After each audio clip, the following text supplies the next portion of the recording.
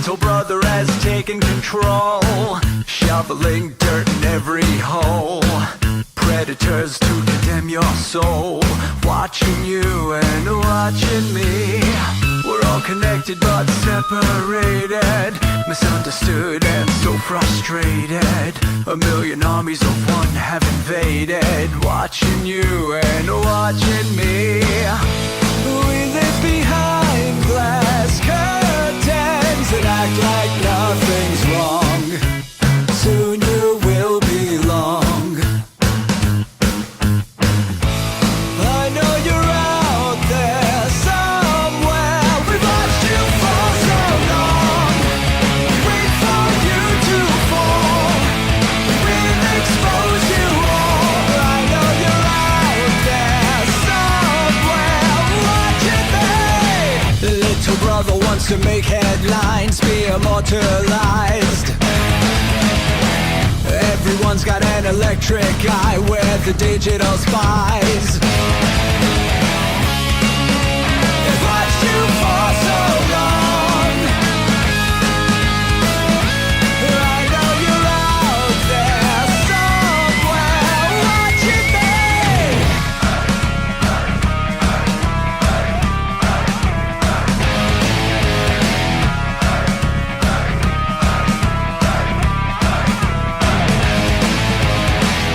We the people have taken over. We the people are little brother, standing by to dethrone each other, watching you and watching me. Paranoid, the lens is our weapon, desensitized in our lust for attention, democratized by our voyeur obsessions, watching you and watching me. Slaves to perfection, don't let them project you as you are. Reveal your every flaw. I know you're out there somewhere. We've watched you for so long. Wait for you to fall. We'll expose you all. I know you're out there somewhere watching me. Little brother wants to make headlines, be immortalized. Everyone's got an electric eye, we're the digital spies. They've watched you for so long. I know you're out there somewhere watching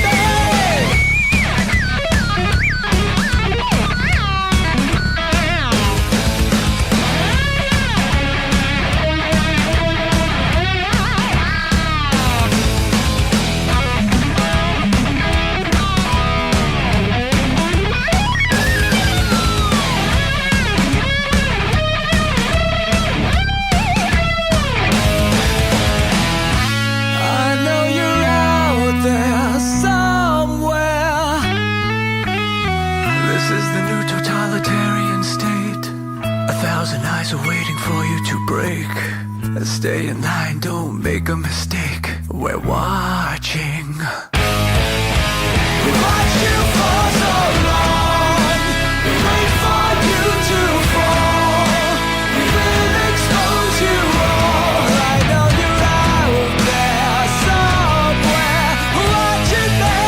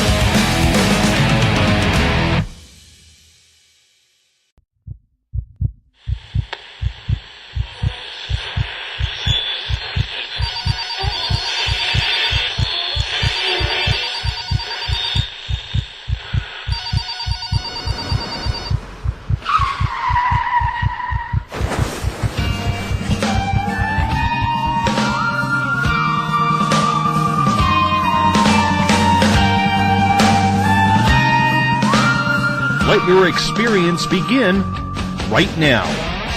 From high atop the mountains of British Columbia to you listening around the world, this is Spaced Out Radio.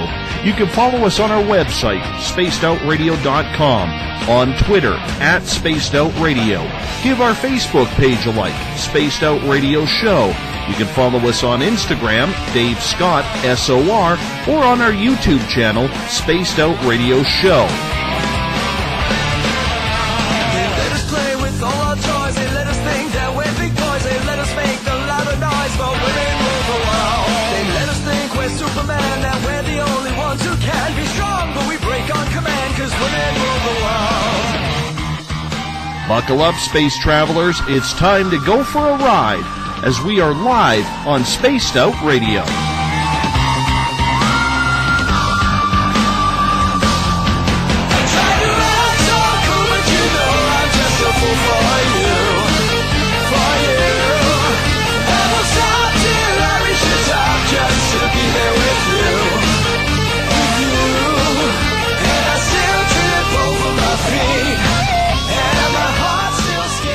Ignition sequence start. 6, 5, 4, 3, 2, 1. Said the deeper I go, the deeper I fall.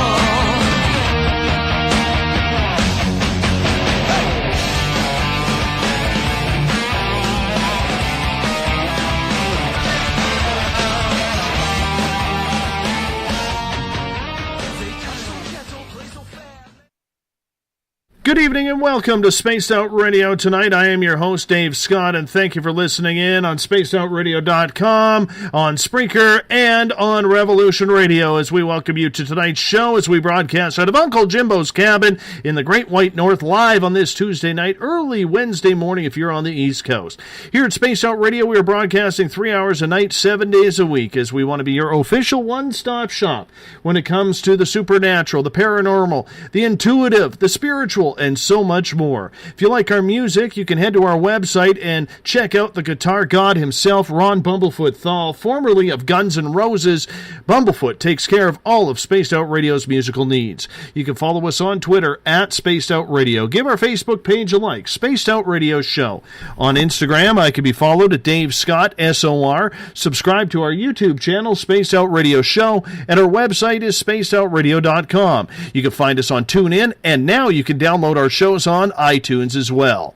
At this time, we say hi, how are you to everyone in the Revolution Radio chat room on the High Plains Talk Radio Network, in the Spaced Out Radio chat room on Spreaker, along with on Facebook at Euphoria Chronicles, Chronicles of the Unknown, Forest Moon Paranormal, and our flagship chat room, the SOR Space Travelers. If you haven't signed up for the SOR Space Travelers Club yet, well, I'm going to tell you it's time. It's $5 a month, and with that, your name gets entered into monthly prize draws. The next prize draw is on the 30th of this month. You also get access to a private group interviews, private sections on our website, and so much more. We're going to give you a hell of a lot more than just access to our archives. Well, at spacedoutradio.com, you can read our latest blogs and check out the Space Wire by our news director, Eric Markham. Tonight's show is brought to you by the New Agora newspaper, the official paper of this show, purpleplates.com, helping heal your body, mind, and soul. The New Agora newspaper, as I mentioned, the iTunes app Spirit Storybox, and Rivulet Reiki and Readings, providing healings in person or at a distance. Remember, if you are listening on Revolution Radio, it is the largest nonprofit online radio station going. Do us a favor, take the time to visit freedomslips.com and donate today. I want to start off with a couple of quick notes here.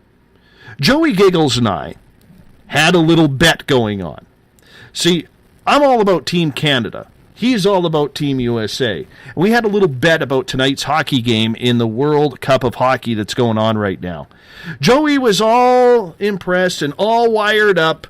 His gout was flaring, thinking that Team USA was going to kick Team Canada's butt, and that I would have to come on and proclaim my allegiance to Team USA. No, that did not happen. Joey, you owe me, man.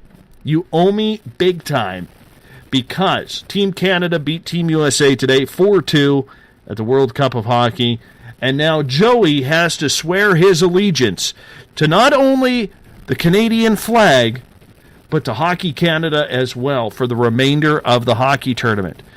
I can't wait to see it. You know his gout is flaring big time right now. I also want to say thank you to Denise Garcia and her show Paranormal Phenomena for having me on as a guest earlier this evening. It was an eventful 2 hours. She's a fantastic host. Check her out, Paranormal Phenomena, Denise Garcia. How does everyone know if they are intuitive or not? Does everyone have the ability, or does it only happen to certain individuals, much like a God-given talent in sports or in school? I've always wondered this because growing up, I don't really recall in my lineage anyone in my family talking about anything psychic or any sort of mediumship. Yet, I know I've had my own personal predictive experiences that I can't explain. So I've often wondered, looking at my kids, whether or not they have the ability. And if so, how did they get it? It's an interesting question because most intuitive people who've been on this show have stated the same thing. That is, everyone has the ability. However, for the majority of us, we lose the gift because of outside influences and our souls and chakras closing. Whether it's from our parents telling us we have overactive imaginations, or maybe teachers at school telling us science and mainstream thought. A.C. Vaner is an author and has lived his entire life as an intuitive person. Tonight we will learn what it's like to find your own gifts. We welcome A.C. Vaner into Spaced Out Radio tonight. A.C., good to have you with us. It's been a long time since I've heard you on the air. Thank you so much. I'm happy to be back.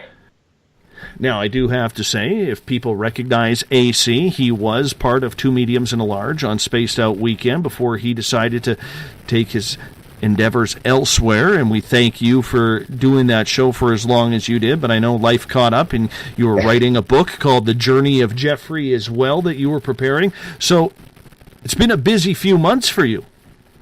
Well, pleasure is mine. I did enjoy being on the show. But as you said, other doors opened and I had to leave. And regarding the book, it took 9 months to write. And it got published on the 30th of March earlier on in the year. And it's been quite successful. Tell me about the book, The Journey of Jeffrey. What made you write it? Well, it's a fictional novel. It more leans towards fantasy. And it came to me originally way back in 2013 when I was working in a collector's agency, which was a really dark time of my life. And so what I did is I journaled the, what was coming to me. And then I left it just, in my drawer for a whole entire year. And then I talked about it with a close friend of mine whom the book is dedicated to. And she said to me, "No, Adam, you have to get that out there." And then I wrote a prologue, which did not get published in the book. But after that, I continued writing it. And within 9 months, it was completed. Was it a lot of fun to be able to put pen to paper and use your imagination to put this story together? It actually was. If you were to ask me what word crosses my mind in that respect, I would have to say gratitude. I feel very grateful and thankful that I was able to do that, because apparently that's not something everybody is able to do. And it was a really emotional journey, a really colorful one, also a very lively one. And I am thankful to have done it. Where can people find your book? There's a few different places. If they live in the Vancouver area in Canada, it's located in 3 different stores. One's called Gypsy Moon, and that's out in Cloverdale. And I did a signing session there, and the video to that is on my YouTube channel. They could also find it at Little Sisters downtown or at Reflections Bookstore, which is in Coquitlam. And they can also buy it directly through Amazon. There is a, a direct order page. An e-store, I think, is the other term for it. And that is the link to that is available on my Facebook page, which is facebook.com/acvaner. And also on my YouTube channel, that link is available in every video. So it's quite accessible. So tell us a little bit about it. Who is Jeffrey? Tell us about the imagination that went into this. Well, Jeffrey is the protagonist. And there's so many layers to the book. So every every chapter has a corresponding color, and each chapter explores a different theme. And so Jeffrey goes through his journey exploring these different themes and Croxman bulbs and understanding, others' teachings and philosophies and stuff to reach his own sense of self-actualization. So when you were writing this, what were you trying to capture? What was going through your mind? Was it all heart and soul, or was it, I realize it's a fictional book, but there's still your own personal touch that always goes into it? Oh, so much, Dave, so much. What was going on through my mind at the time was simply the plot, like all the different characters, the situations that Jeffrey endures. I did not include everything that I came up with for, pages and time and that kind of stuff. But there are so many layers to it. That's what I can really say. And in terms of like what exactly was going through my mind, like, yes, there's a lot of heart and soul that went into it and a lot of effort. And so many layers. There are a lot of aspects to the book that connect with me personally, mostly in chapter 5, like some of the direct quotes that were said to Jeffrey, like were quotes that were said to me, which had a negative impact on me. And the book does have some of my own individual quotes that I came up with throughout my time, and I utilized them through the different characters in the journey of Jeffrey. One of the things that I have always found from writers is you never know when to stop, because you don't want to give too little information. You don't want to give too much information. You have to find that fine line on when to end the book. When is it time? How did you find that with the journey of Jeffrey? I knew the whole story before I started writing the book, actually. Like, I, journaled it. And so I knew how it was going to end, and I knew most of the sequences throughout the plot. So for me, I have to admit that was a really simple aspect to it. The only thing is I had to deal with, how much to write in each chapter, because I wanted to, ideally, I wanted to keep them persistent. I wanted them all to be around the same size. But as I got into it, I realized that would be, too monotonous. So, some chapters are quite long, some are quite short, but it all contributes to the plot, or particularly Jeffrey's journey. So it all worked out in the end. Excellent. And I appreciate you explaining what your book is all about. But tonight is about psychic ability. Mm-hmm. And before we get into that, I do want to remind people that if they want to find any information on you, they can go to YouTube, type in Fruits of Adam, that is spelled A-D-E-M, not A-M, E-M, and they can find your own videos and your readings and everything on there, which is always nice. Yes, I do have to say that actually my YouTube channel does have English spelling in terms of my name, so it's... Oh, now you throw it at me. Gee whiskers. I go through that whole thing thinking I got it right. Well, it's okay. We're only human. But yeah, for that one, because, I'm trying to reach especially the American audience, so that one I just used the English spelling to make it easy. But yeah, no, they can find me on there for sure. I already have a quick question. Do you have a website? Because Spear would like to know where they can find your book online. Well, the information to that is available on facebook.com/acvaner. There's the link to the e-store and that kind of stuff. Or they could, search for one of my videos and the link will be available there. So again, Fruits of Adam, one word. And that's where it's available online. And in terms of my website, big news, it's actually under construction. I do remember when I was on 2 mediums and a large, I got asked that quite a lot, when will the website be up, that kind of stuff. And at that time, it was not even on my mind because I was busy editing The Journey of Jeffrey. It was, it's time. And so no matter how much people pestered at me for it, I just said, it's not the time for the website right now. That'll come more towards the end of the year. And I, intuitively knew that through spirit. And yeah, it's in the work at the moment. I do have the Bluehost direct link, but I'm not planning to launch it just yet because there's a few things that are to be worked on. So hopefully either next month or the month after it should be up. Adam, let's talk a little bit about you, because you're somebody who has had psychic ability your whole life. You're someone who has embraced your intuitiveness. You're someone who has used it as your path because you figured that's what you were chosen to do, which is very understandable. Take us back to when you first learned that you had these gifts. Actually, believe it or not, a lot of these experiences go back to before I can even remember.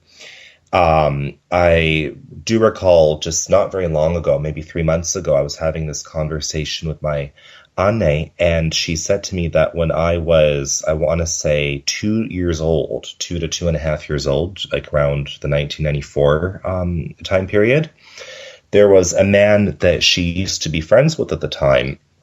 And she was friends with him for over 10 years, or maybe 20 years at that time. And she said, whenever he used to come over, I would always get conniptious, and I never felt comfortable around him. I'd start screaming, throwing tantrums, and becoming very paranoid. And she said that once I actually got on top of him and knocked the coffee out of his hand and burned him, I was that uncomfortable around him. And she said that back then I used to tell her that I saw devil horns and all sorts of morbid and satanic things around him.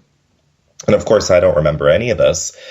And she, decided to investigate because she said that when my older half-sister was around that age, she had the exact same experience because, this whole psychic and mediumship stuff runs in our family. And so she said, okay, well, my daughter had this experience in the 70s and now the 90s has come along and my son's having this experience. I got to investigate around a little bit. So after she started asking some mutual friends about him, she found out that he is a John and he sees prostitutes on a regular basis and brings them to his house and stuff like that. And she also found out that in the summertime, how in a lot of jobs people have their 2-week vacations.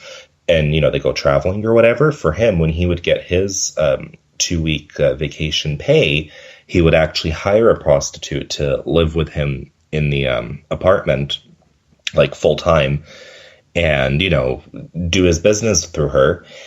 And yeah, so there was pretty much, a whole dark side to him that she never knew about. And so needless to say that, their friendship did not last very much longer after that. You mentioned that this is an ability that has ran through your family. Was your mother intuitive, your grandmother? Take us back on where the lineage goes. As far as I know, my mom definitely has it. She did not exercise her mediumship ability.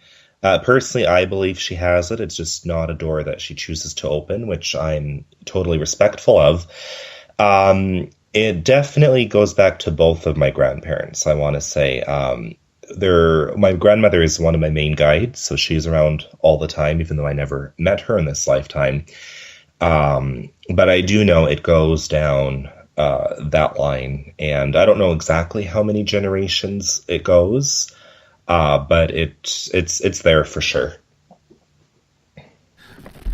So do you think there is some sort of internal connection in people who have the family lineage in regards to psychic ability? And it's funny because the interview I was on earlier with Denise Garcia on Paranormal Phenomena, we were talking about this with extraterrestrial contactees, how it seems to follow a lineage as well. So I'm curious, with your family and it going back past your mother, how much did you investigate on that as you were learning about yourself?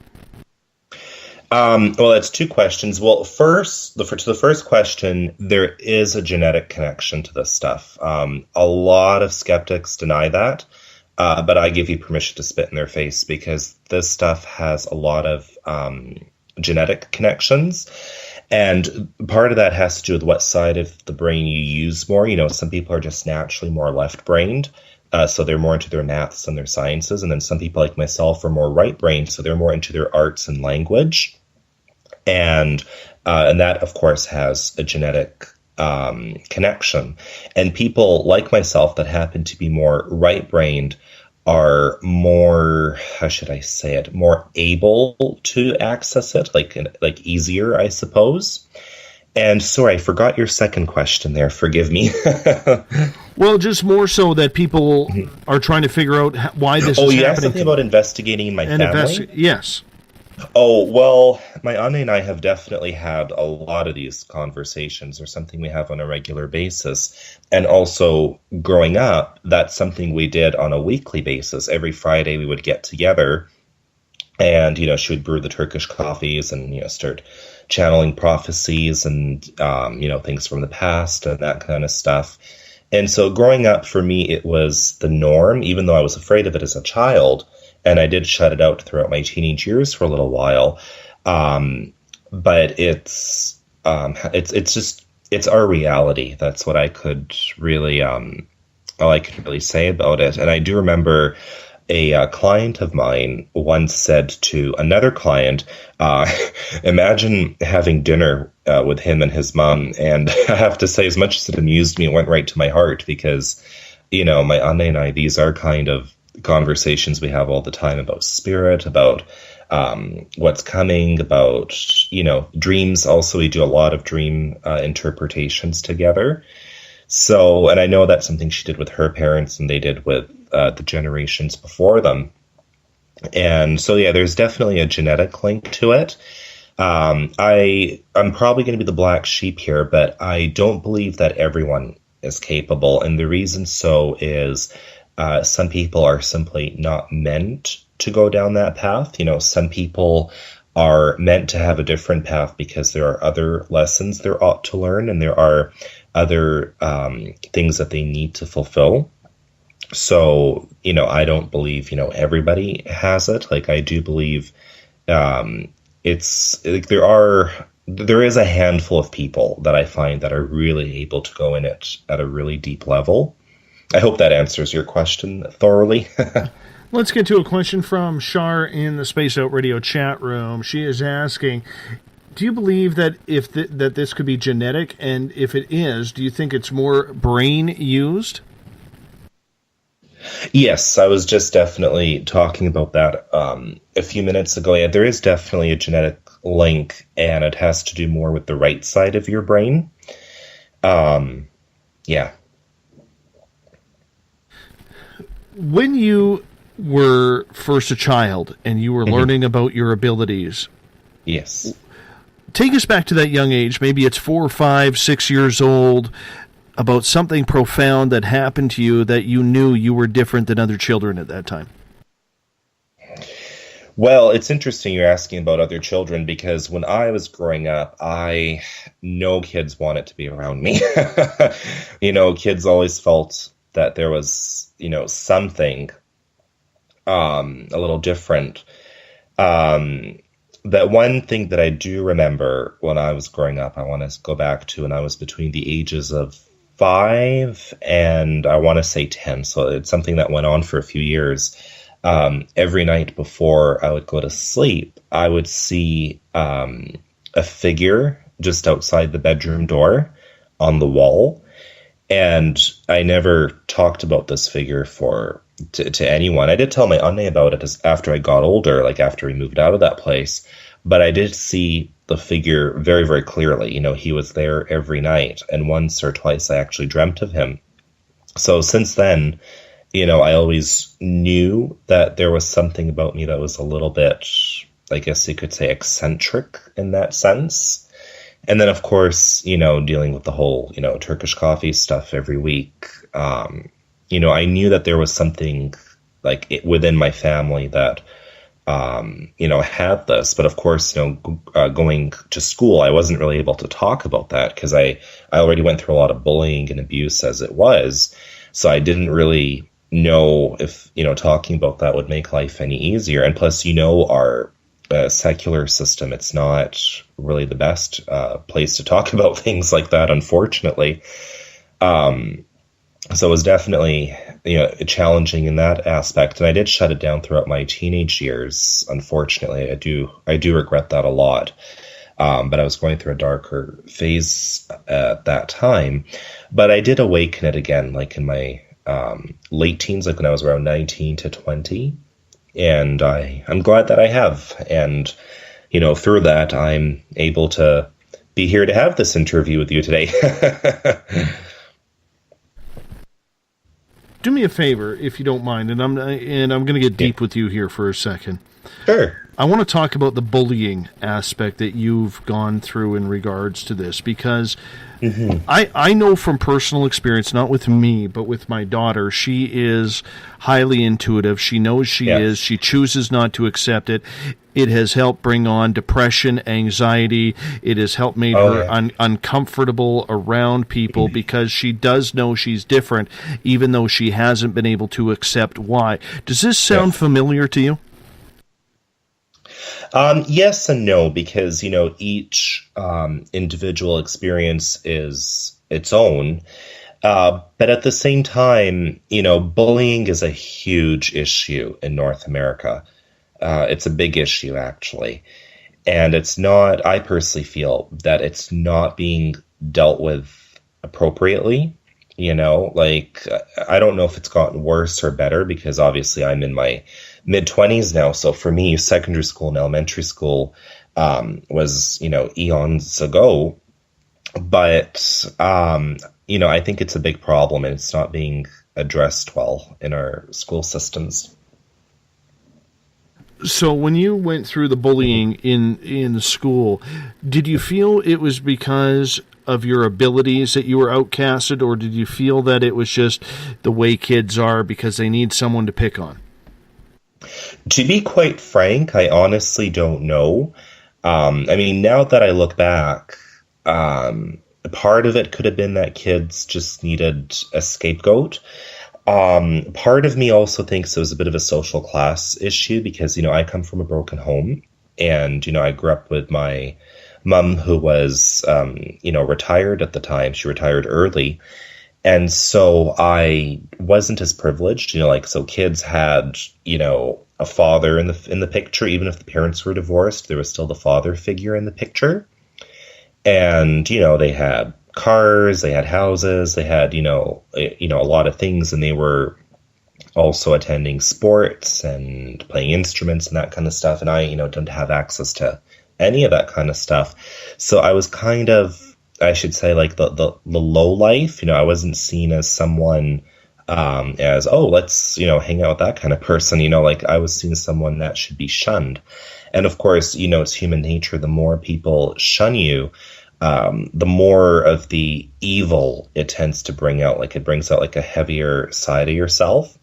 And I have to admit, North Americans, I find, are very irresponsible people in general. I'm sorry, I don't mean to generalize, but that's been my experience. I find people here don't really take the personal responsibility. People don't ask themselves, why did we, turn a person into that? Or what's, causing a person to do that? People are much faster at outcasting people. And I, of course, was, a victim of that. And so there's so many layers to it. I think social class, I do think part of it was metaphysical because kids, are highly intuitive. So I guess kids must have been feeling there's different vibes around me that they weren't necessarily familiar with, which obviously caused some fear. And again, so many layers. And that's the whole point, is it has formed you into who you are today. It's made you socially accept who you are. And in the end, as being someone in your mid-20s, which is still a difficult part in life, it strengthened you probably more so than a lot of your peers at this same age. Absolutely. I do have to agree with that. It was actually interesting because I do remember from, I can't remember how many years ago that was now, when I graduated secondary school, I actually did not attend my prom, believe it or not, because I was that much of an outcast. So attending prom to me seemed ridiculous. I was like, I've spent years being victimized by these people. Why would I want to, go out partying with them? And I do recall that after that, I did start receiving Facebook friends requests from these people, and I did not accept any of them. In my mind, I thought, I've known you guys for like over 10 years, and you always treated me like garbage. And now, for whatever the reason, I guess because I look different now, I don't know. Now you want to add me. The pain is too deep, so I couldn't accept any of those friends' requests. But connecting that back to my mediumship abilities, one friend of mine who's also a medium once said that oftentimes some of the best mediums go through the darnest things.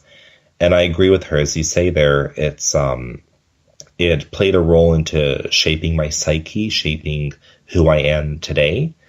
And obviously it was something I was meant to go through. It was planned for me, and I went through it, and I'm a survivor. I'm strong. And here I am today, an author, a medium. I've, got an established clientele, got good friends, and I, do the best as I can with my abilities to bring the light of life to others.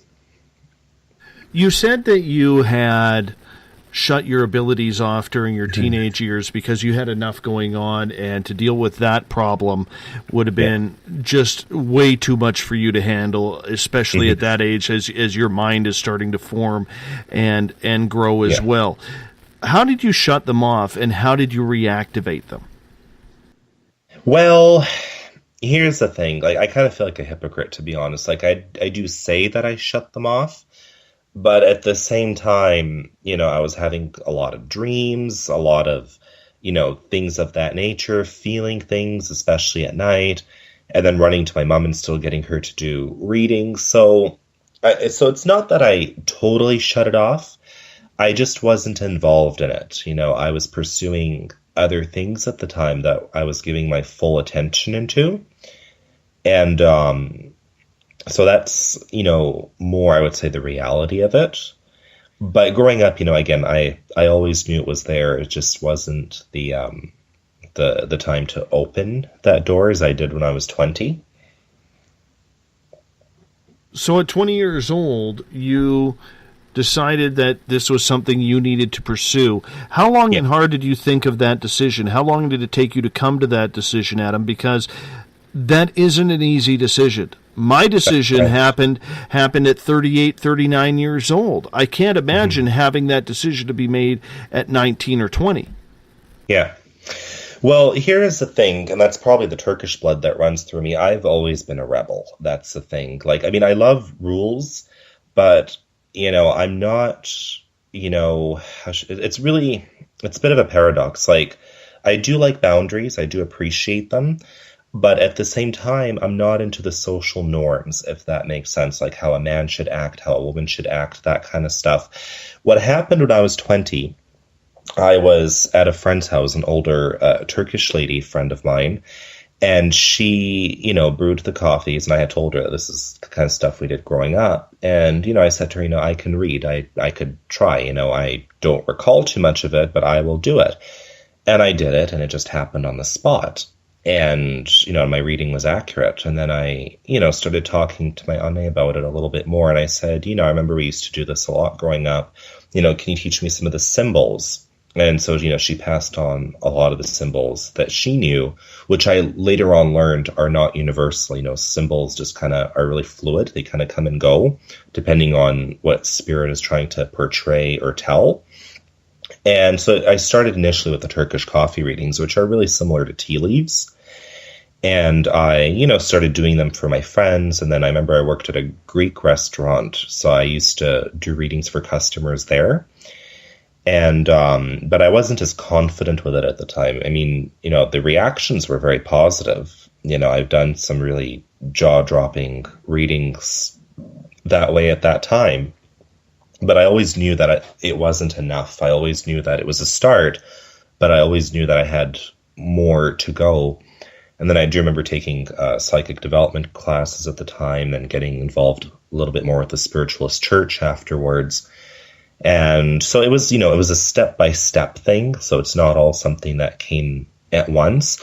But I do agree with you that my history with it is definitely a lot longer than some of the more mainstream mediums and psychics.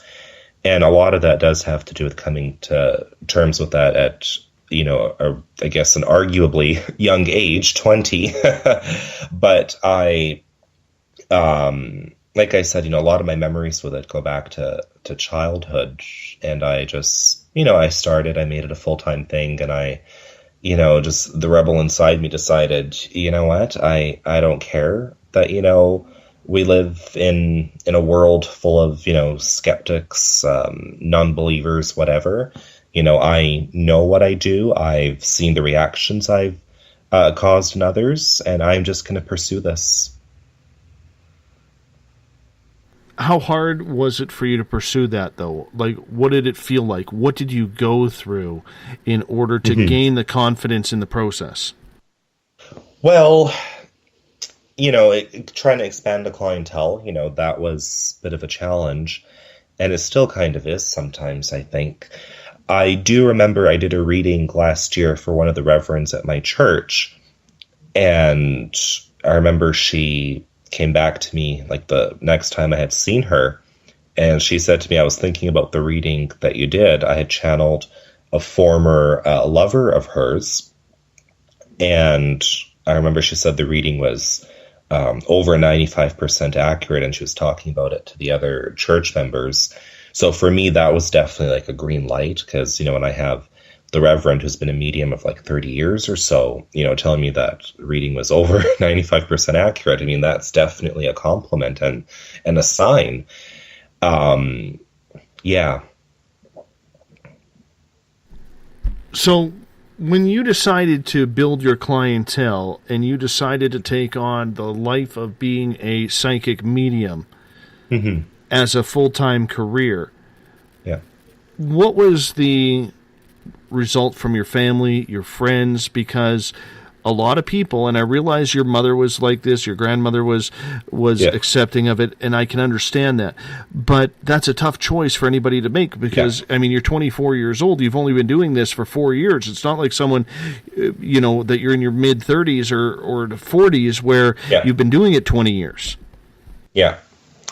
Well, so just to make sure that I understood the question correctly, you're basically asking, what was it like socially, especially from friends and family, like what kind of situations I endured? Well, there was positive and negative. First, with some friends, it brought me closer, especially with some that are also mediums and psychics. We started to do spiritual events together, like, psychic dinners or, things of that sort. So there was a lot of positivity from that angle, and I did read at the what was it called? Oh, the Paranormal Expo last year. I think you might have heard of it. So that was really positive. In the Turkish community, I definitely have a big name and quite a clientele from that avenue. So I do read at events and stuff like that from time to time. But in terms of like my personal friends, not all of it was very positive. A lot of people did fall out of my life, but personally, I, have no qualms about that. Like the non-believers, the rationalists, the atheists, the skeptics, that box, whatever you want to call them, those got filtered out of my life completely because, they're just, not ready to accept it. And that aspect I don't regret, actually, because after they got filtered out, I began to make more friends that are like-minded, that are either also mediums or they also are involved with extraterrestrial stuff and, also have experiences and that kind of stuff. And so, I have to say, like, it was kind of hard, just adjusting to the shift, like people falling out of my life, getting called a scam, a fraud, and that kind of stuff. But again, that's something I think most mediums and psychics go through. But at the same time, I really would have to be a liar to say that there weren't opportunities, like let's be honest, Spaced Out Radio, like when I used to read on two mediums and a large for a few months, you probably might remember James telling you about some of the jaw-dropping reactions that I used to create for some of the listeners. And, and now obviously I'm here having this remarkable interview with you. And so it's been positive, and I also got involved a bit with Gypsy Moon. I did my signing session there, and that video is on my YouTube channel, and, my book is being sold there. So it's been, positive and negative. I will be honest, my Anne still has a fear over me. Like, she worries because, when you keep going down that path, there are some side effects to it, especially health-wise, and those have hit me really hard, I have to say. And then, she also worries about perception. Of course, she's from the 1950s, so she worries a lot about reputation and that kind of stuff. So a lot of times, she has that fear of someone trying to do something, wrong to me or to harm me because of their, conflicting ideologies or Crocksman bulbs. And, so she does have that fear. So I always have to, take the time to comfort her from time to time, to tell her, everything happens for a reason. And I'm actually thankful to do what I do. So I still have to deal with that from time to time. But, summing up your question in a nutshell, I would say, I'm not much of a math person, but I would say it was about 65% positive and 35% negative. For a lot of people out there, they've never had the ability to talk to a spirit. Yeah. What is it like to chat with a spirit? Take us through what happens to you. Well, for me, majority of the time, I don't see them the way I see you and everybody else that's on this time dimension. For the majority of the time, I see them in my third eye. So I know they're there, but they're not exactly there at the same time. They're just on a different time dimension. I do see silhouettes a lot. That comes to me a lot, like on the walls or the carpet or, just even in public and that kind of stuff.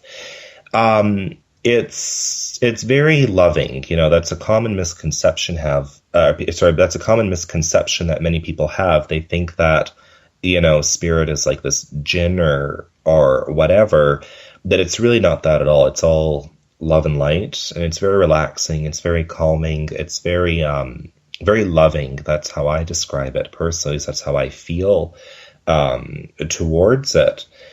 And it's something that I'm thankful of. And I understand that, but I want you to go in deeper for us, if you don't mind. Sure. Let's go deep here.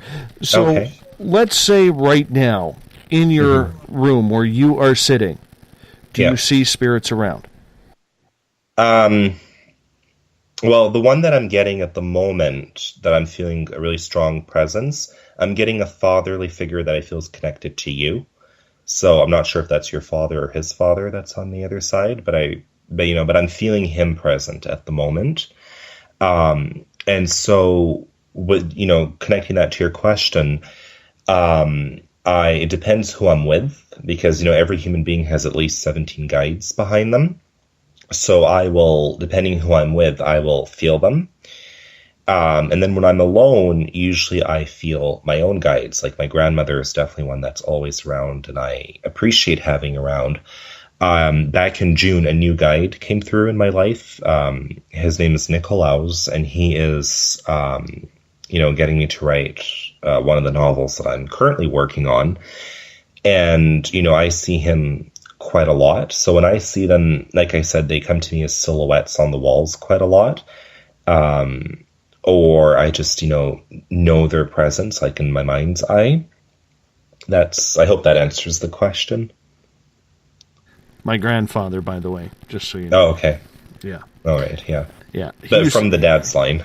Yes, he used to come to me quite a bit. And actually, shortly after he passed away, my uncle and myself had the same dream for 2 months. Oh, interesting. Yeah. and it was really, really strange. And like thinking about that now that you brought up the memories, a couple of notes here. I remember one time I was standing outside. My ex-wife used to smoke, and I was standing outside with her. She had a cigarette, and it was very cloudy, and I was living in the Fraser Valley of British Columbia, and I remember seeing my grandfather's face in the clouds. The clouds were shaped like that. Yeah, they do come through that way. I've seen spirit that was the weirdest thing. But probably the most strange thing that I had happen since his passing was when I became a father. Yeah. My daughter was about 5 months old, and she's now 17 going on 35. And I remember picking her up, and she absolutely smelled like my grandfather's lawnmower shop. And that had a mixture of like gasoline, oil, grease, dirt, old cut grass, because that was his job. He rebuilt lawnmowers. And she reeked of it. And spirit channels that way a lot. Like they bring in their smell. Absolutely. And my ex-wife, who was standing, I actually called her over and said, "Do you smell this?" Yeah. She could not smell a thing. Oh, yeah. That makes sense. It was the weirdest, strangest thing. So I've had experiences like that, actually. So the reason why I wanted to get you to go deep on that, it's not about having a reading or anything like that, because we don't do readings on this show. No, and I appreciate that. Yeah. But when you are on, let's say you say, okay, I'm on, I'm talking about it, I'm ready for it. Are you flooded, inundated with spirit? Like, do you have them knocking at your door saying, "Hey, I need to chat with you"? How does that work? That totally depends on the individual guide that I'm working with. Some spirits I get are actually really flaky. Like they, I see them, I know they're there, but they're, especially if they've never been channeled before, I find I have a harder time bringing them through. And then some of them I get are really, like, as you say, knocking on the door there. And so I do get those sometimes as well. So it really depends on the individual spirit that's coming through. And sometimes they'll come to me in like when I'm asleep, like I'll hear whispers in my ear. So yeah, it really depends. They all work in different ways. I've got a few questions here for you, if you don't mind. We'll go to Stone in the Spaced Out. We'll go to Stone in the Spaced Out Radio chat room. She is asking, have you ever talked, Adam, to a spirit and been able to get a photograph of them? An actual photograph, not that I recall. If she means, do I see the physical characteristics? Again, depends on how thoroughly they come through. Some of them I have, and I've described them really, really well. And some of them not so much. Like, I remember doing this one reading a really long time ago. The spirit, I knew it was the spirit of a man, but he came to me in the shape of a dog. And for me, dogs symbolize friendship. So I knew that this man who was coming through was a friend of the lady I was doing the reading for. So, so I don't recall a specific photograph coming through, but in terms of their characteristics, yes. Great story by Bob Davis in the SOR Space Travelers. He's saying, my dad loved hunting and watching deer. Shortly after his death, my sister was out walking by her home in Prince George, British Columbia. She was wearing her Walkman headphones. She then turned her head and she was surrounded by a pack of deer.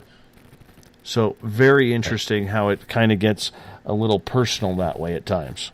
Yes. It's interesting, the hunter and the deer, because I do have some memories of doing readings that involved those two things. It's interesting, yeah. Next question for you. Shar is asking, have you ever seen your guardian angel? Yes, I have. I do have more than one. But yeah, some of them I have definitely seen. Tell us about them.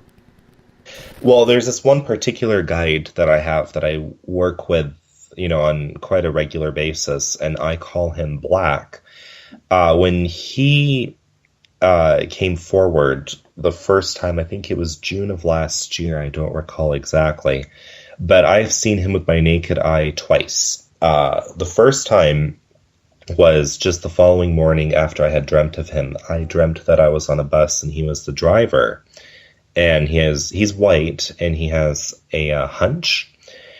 And the following morning, when I woke up during Dormivelia, I saw him on the rooftop of my building, because my building's shaped kind of like an L, so I can see part of the rooftop.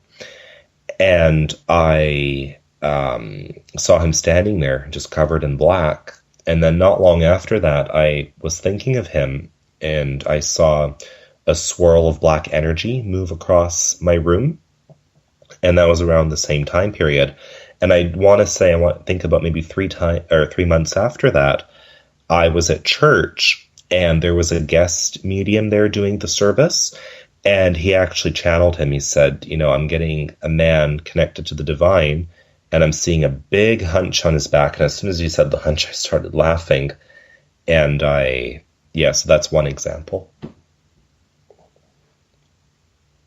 Next question from Stone in the Space Out Radio chat room on Spreaker. She is asking, have you ever smelt the differences between a good spirit and a dark spirit? I don't think so. I don't think the way they smell really has much to do with it. There really is no such thing as a bad spirit. That's something I hear about quite a lot. There's no such thing as that. What sometimes happens is some spirits, and again, this is more dabbling into the paranormal stuff, get stuck. Like once they've deceased, they don't fully cross over. So when they get stuck, you start to feel like they're darker energy, or heavier energy rather, just until like they're properly crossed over. And I'm actually close with a friend who helps with the clearing process. And and then they cross over. But personally, I've never had a dark experience like that. It just means, and if people, for those that do, it just means that they're stuck and they need to be cleared. I'm surprised you say that there are no bad spirits out there, because is there a difference in between what people would conceive as a bad spirit and something they would consider demonic? Well, like I said, it just means that they're not fully crossed over. That's what it means. It just means that they're stuck. So I can give you a personal example. This happened in the house of a friend of mine. She is really sensitive and intuitive, but isn't fully in touch with it. She kept feeling there was, in her words, quote, a ghost in the room, unquote. So I remember once I went there specifically to channel him, and I did. And I remember she journaled the, what I had channeled, like all the information stuff. And some of it her mom was able to confirm. And then when my friend, the one I was just talking about who does the clearing, went in to do the clearing, and mind you, I hadn't met her at the time, she channeled the exact same thing that I had channeled. And, because he was wearing a hat. And I remember he spoke of unresolved conflict in the woods, like by the house there. And so my friend, I remember, actually took me into the woods because I wanted to see, like, what is this unresolved conflict? And then, my other friend who did the clearing actually told me not very long ago that he actually had a heart attack in the woods. So she helped him, cross over, and my friend's house has been, a lot better. I remember I went to visit not long ago, and the energy felt a lot lighter. So I hope that answers the question well. No problem indeed. We are getting there.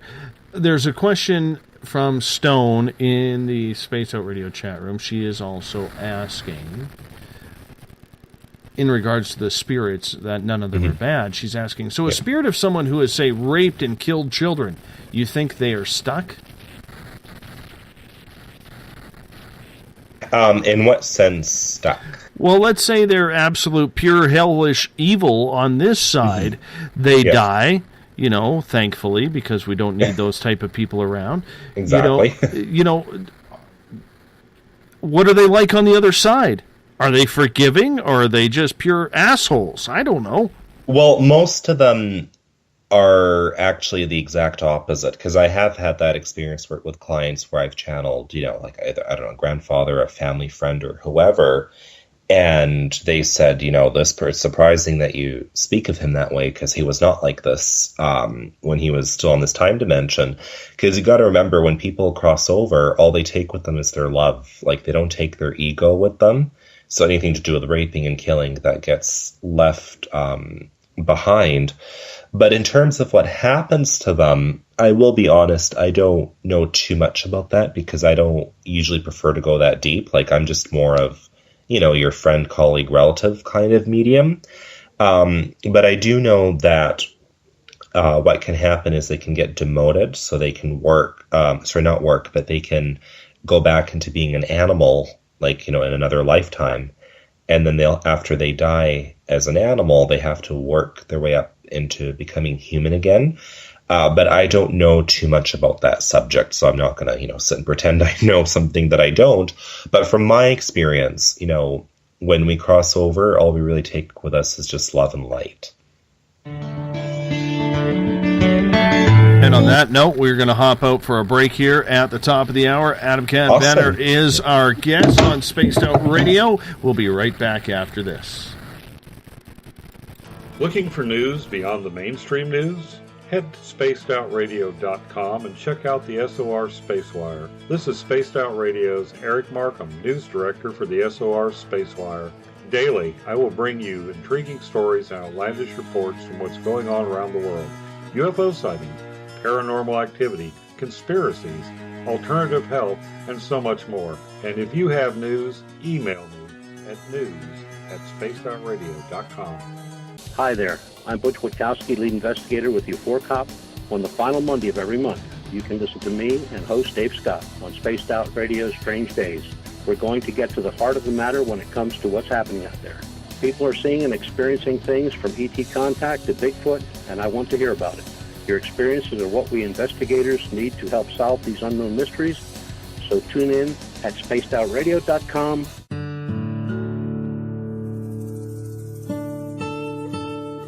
Greetings and salutations, space travelers, from the Chronicles of the Unknown team. What is Chronicles of the Unknown? I keep hearing about this thing. It's a new paranormal reality TV show based right here in beautiful British Columbia, Canada. Follow our team as we uncover claims of activity on the Caribou Gold Rush Trail. You can also follow us here every third Monday, where two members of our team will be available to answer your questions. Have you ever wondered about those weird and strange creatures people have reported throughout history? Do you wonder if those stories are real? Me too, and that's why I started Cryptopia.us. Hey, this is Rob Morphy, crypto historian. Join me once a month on Spaced Out Radio with Dave Scott, where we will get into the odd and bizarre reports, from the Dover Demon to hairy hominids and everything in between. I will break down what people like you and me are seeing at spacedoutradio.com.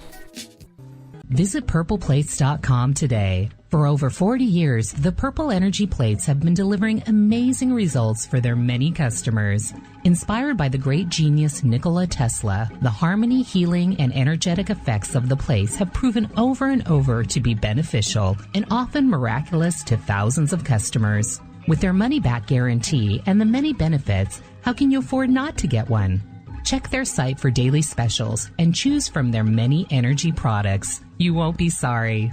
Visit them today at purpleplates.com for mind, body, and spirit, and expect a miracle. Strange creatures lurking in the night, the sounds of wood knocking in the forest, odd happenings right out of a fictional world. These are the reports I love. Hi there, this is author Ronald Murphy, and I would love it if you join me and Spaced Out Radio host Dave Scott the second Wednesday of every month on our journey into the unknown land of cryptozoology at spacedoutradio.com. From Mothman to Frogman and everything in between. Hey, they don't call me the crypto guru for nothing. Are you interested in advertising on Spaced Out Radio? Head to our website at spacedoutradio.com and click on our advertising tab. There, you will find an assortment of ways you can get your product out there with us, from radio commercials to banners and social media. Have a product you like our hosts to endorse? We can do that too. Visit spacedoutradio.com for more details. From British Columbia to Northern California, Pacific North Weird has Cascadia covered. Check out our feature videos at spacedoutradio.com, where I, Vincent Zunza, and my super sleuth partner Alexandra Sullivan track down the weird and strange stories from around the Pacific Northwest, from Bigfoot to Mel's Hole and everything in between. This is what makes life exciting. So why report the normal when we can report the Pacific North Weird right here at spacedoutradio.com. Oh, there's only one way to rock. Loud and proud. In high definition. Radio 702 rocks. Las Vegas. Have you ever had an extraterrestrial experience? One you just couldn't explain? Well, maybe I can help. Hello, I am Samantha Mullet. On the second Tuesday of each month, I will join Dave Scott on Spaced Out Radio to bring a human aspect to ET contact. It's something I've lived with my entire life, and I'd love to help you understand. Let's share our experiences. The ET Experience, the second Tuesday of each month, only on Spaced Out Radio. Hi there, this is Jolene with Rivulet Reiki and Readings, and I want you to relax. Let me help you chill out and get in touch with your body, mind, and soul. In this busy world, sometimes we need to let go, and this is where I can help. Visit my website, rivuletrndr.wix.com/rivuletrndr. Every Saturday and Sunday night, as Dave Scott wanders aimlessly in the wilderness, you can come hang out with me, James Tyson, in Spaced Out Weekend. We're starting at 9 p.m. Pacific, midnight Eastern. I'll take you along as we talk with some of the best experts in their fields. SpacedOutRadio.com is the place to find us. So sit down, relax, put your feet up. Enjoy the topics like the paranormal, supernatural, intuitiveness, and so much more. Hope to see you there. Hi there, this is your psychic medium, Joanna, and I would love it if you would join us every other Sunday on Spaced Out Weekend. With host James Tyson, we'll bring you personal psychic messages on two mediums and a large. Questions about love, life, career changes. We would love it if you would come and join us live. Call in and listen in for the experience. Allow us to open the doors to your other side. Two mediums and a large, heard only on Spaced Out Weekend at spacedoutradio.com. Would you like to become one of our space travelers? All you have to do is click on the Space Travelers icon at spacedoutradio.com. For only $5 a month, you can get access to some great prizes, as well as private monthly shows, newsletters, and a members-only section on our website. Become a space traveler today.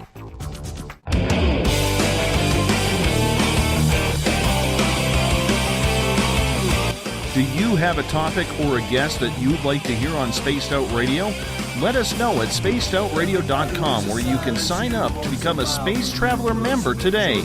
Or you can find us on Twitter at Spaced Out Radio and on our Facebook page, Spaced Out Radio Show. I'm your host, Dave Scott. Good to have you with us for the ride on the mighty SOR. Tomorrow night on the show, the crypto historian Rob Morphy is scheduled to be with us. He may not make it. We may have a different guest on tomorrow night because Rob is helping out a friend who starts chemotherapy tomorrow, so he may not make it in time for the show. We're having fingers crossed that everything goes as planned, because it's been a couple of months since we've had the crypto historian on, and we definitely want to get him back on air. That's 9 p.m. Pacific, midnight Eastern time at spacedoutradio.com. If you're a listener of Revolution Radio, remember, Revolution Radio is a donation station financed by you, the valued listener. Do us a favor and donate today. If you're the SOR Space Traveler member, tonight's password is Transmundane. Bill Cardwell sets the password on a nightly basis. Transmundane is your password. I'm just happy he gave us one I could pronounce. Remember, if you could follow us on Twitter, you can do so at Spaced Out Radio. Give our Facebook page a like, Spaced Out Radio Show. On Instagram, you can follow me at Dave Scott SOR. Subscribe to our YouTube channel, Spaced Out Radio Show. You can listen to us on TuneIn, as well as download our podcasts on iTunes. And our website is spacedoutradio.com. While there, you can sign up for the SOR Space Travelers Club. It's only $5 a month. And with that, your membership provides you with access to a special section on our website, access to private group interviews, you get your name put into monthly prize draws, and so much more. On our website, you can also read our latest blogs, check out the SOR Space Wire, and much more. Everything at spacedoutradio.com. Tonight, we are talking with the author of The Journey of Jeffrey, A.C. Vaner, also going by Adam. That's A-D-E-M, even though his YouTube page is Fruits of Adam, A-D-A-M. All one word. Adam, welcome back. Thank you. How does one get in touch with their guardian angels? Well, a few different ways, actually. First of all, it's just starting off by knowing that they're there. And then also learning to read the signs. And that can be a little bit of a difficult one for a lot of people, I find. So, for example, like, when you find feathers, that's a really common one. So, like, say you wake up and there's like a feather next to you on your pillow, and you wonder, how did that come through, like the window or wherever. So it's just knowing that they're there, and then just simply also asking for signs, just asking them to show you, things. And then, of course, seeing a medium, that always helps, I find, because we just, channel whoever's there. And then sometimes I find that I just channel a few at once. Not sure how I can go too into depth with that. But yeah, it's just because, a lot of this stuff is, very similar to the extraterrestrial stuff. We can't stage direct it. We have to let the energy flow the way it wants. So, for instance, say you want to know, who's one of your main guides, but it's not the time to know that. You may not know that right away. So, no, you'll put the intention out there, but it'll come through in a little while. But I do find that they do come through dreams. That's, I find, at least with myself, a really, really common one. They do come through dreams. And again, just kind of knowing that they're there. I hope that answers the question. Viking has a question in the Space Out Radio chat room on Spreaker. He is asking, I like the name. He is asking, how would you differentiate between a guardian angel and a spirit guide? To be quite honest, I believe it's the same thing. A guardian angel is not an archangel. I know those two are separate things. But generally, I find within the spiritualist community, we usually refer to them as spirit guides. But guardian angel is more of another term for that. It's more, I guess, I don't know, synonyms, I suppose you could call them. But ultimately, they're really the same thing. Do you find you get different messages from either or? Not quite, no. They're, a guide is a guide. Bob has a question in the SOR Space Travelers. He is asking, what view does extraterrestrials have on us before and after we die? As Hillary Clinton said, what difference does it make? Well, extraterrestrial people, or people that are affiliated with the extraterrestrial, my question is, aren't they spiritual people to begin with? But yeah, I have to admit, I'm not quite sure how to answer that. I think that's more of a question for you to answer. Oh goodness, I have. That's going way too deep for me, man. Because I just think ET knows, and there is a connection there, and I'm dodging that one as far as I possibly can. But I do want to answer it positively, of course. I just think that there isn't, I guess what I'm trying to say is people that are, I guess you could say, more involved in extraterrestrial are not really that different from people that are involved in spiritual work. Because I've had ET experiences. I don't know if I've told you about that. So it's, and you've obviously had direct contact with spirit. You were just talking about your grandfather and the smell that came through your daughter years ago. So it's really in the same thing. It's not as different as, like, let's say, for example, how Catholics would view the afterlife versus how Buddhists do. Like, it's nothing like that. I think it's really in the same box. Have you ever seen an extraterrestrial? Have you dealt with them on a psychic level? I've not actually seen one like with my naked eye, but I have heard one with my naked ear before. This came to me in August of last year. I don't remember too much of it now, but I do remember writing about it on my Facebook page, the facebook.com/acvaner homepage.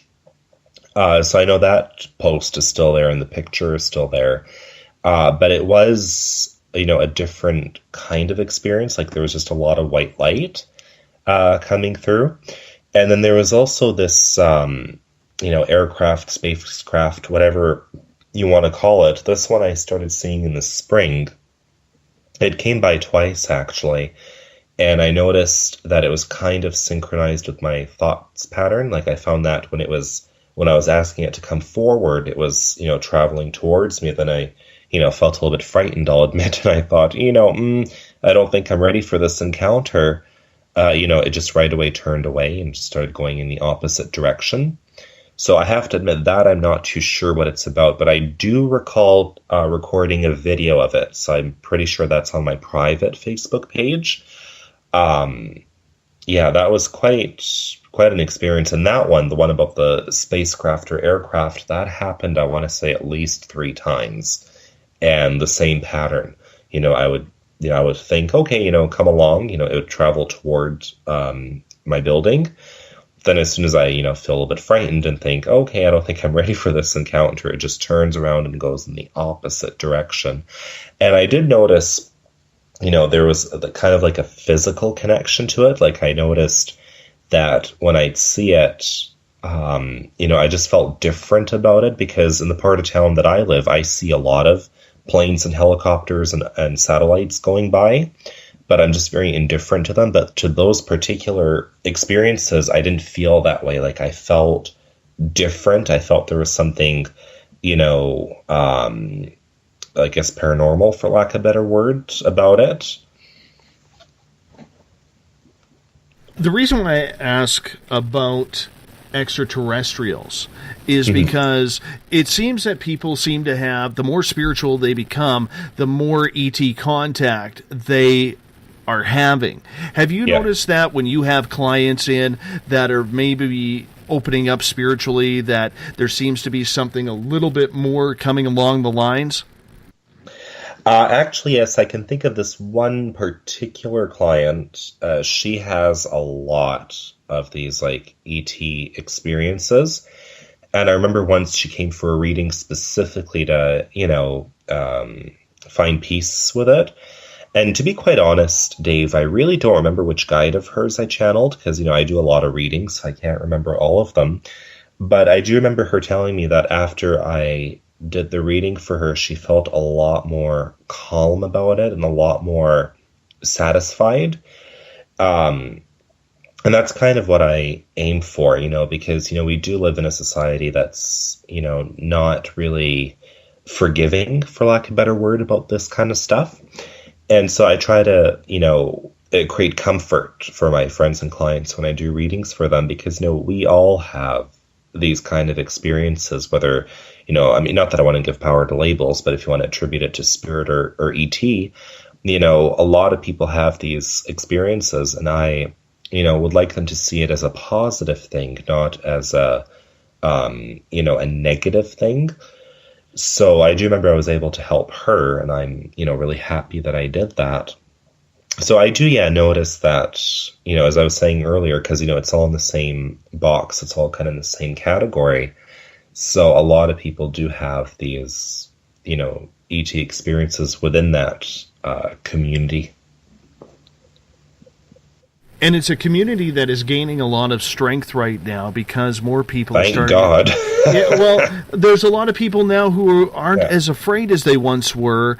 And I strongly believe that, whether, I may be putting my foot in my mouth or not, but it seems like the less religious that people become, the more they are opening up to their own spirituality and their own experiences. And so far, they're not as afraid to open up to the community, saying, I am having these experiences. I feel like I am in communication spiritually with extraterrestrials or with my guides or with cryptid animals. Are you noticing that as well as people start to change?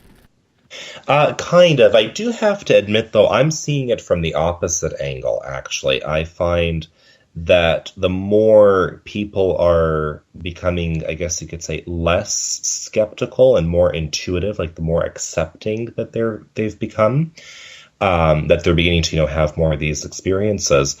But I do also notice that, like in terms of people being religious, because I will admit this might come as a shocker to some people. In my clientele, I actually have more people who identify as Catholic and Muslim than I do those that identify as, spiritual or spiritualist or whatever. And it's not about what you label it, I find. It's more about the mindset. It's more about learning to, interpret, become more spiritually aware and that kind of stuff. I find that's more what has the impact. So it's not really about the fact that our people are, part of a religion or not. I find it's more the mindset, like more being able to, be open to it and being able to recognize that, yes, this does exist, that this is valid, this is accurate, this is, good all at the same time. But with my personal experience, I've been experiencing more challenges from the other side of the spectrum, like more through like the academic, fields, like people that are more drawn to like people like Darwin and Nietzsche and Marx and, all these historical figures that I'm personally not very fond of. I find, they're the ones that are kind of more in power, especially in the secular institutes. And I find that very problematic personally, because, people, go, to school and they're not really learning anymore. I find they're just, there to finish the damn course to obtain the credits and move along. And so anything outside of, whatever is accepted in that, congregation, for lack of a better word, I find gets really challenged. And I think that is very unacceptable personally. I think that, things to do with metaphysics and, and ET and spirit and all that kind of stuff, really needs to start being looked at closely.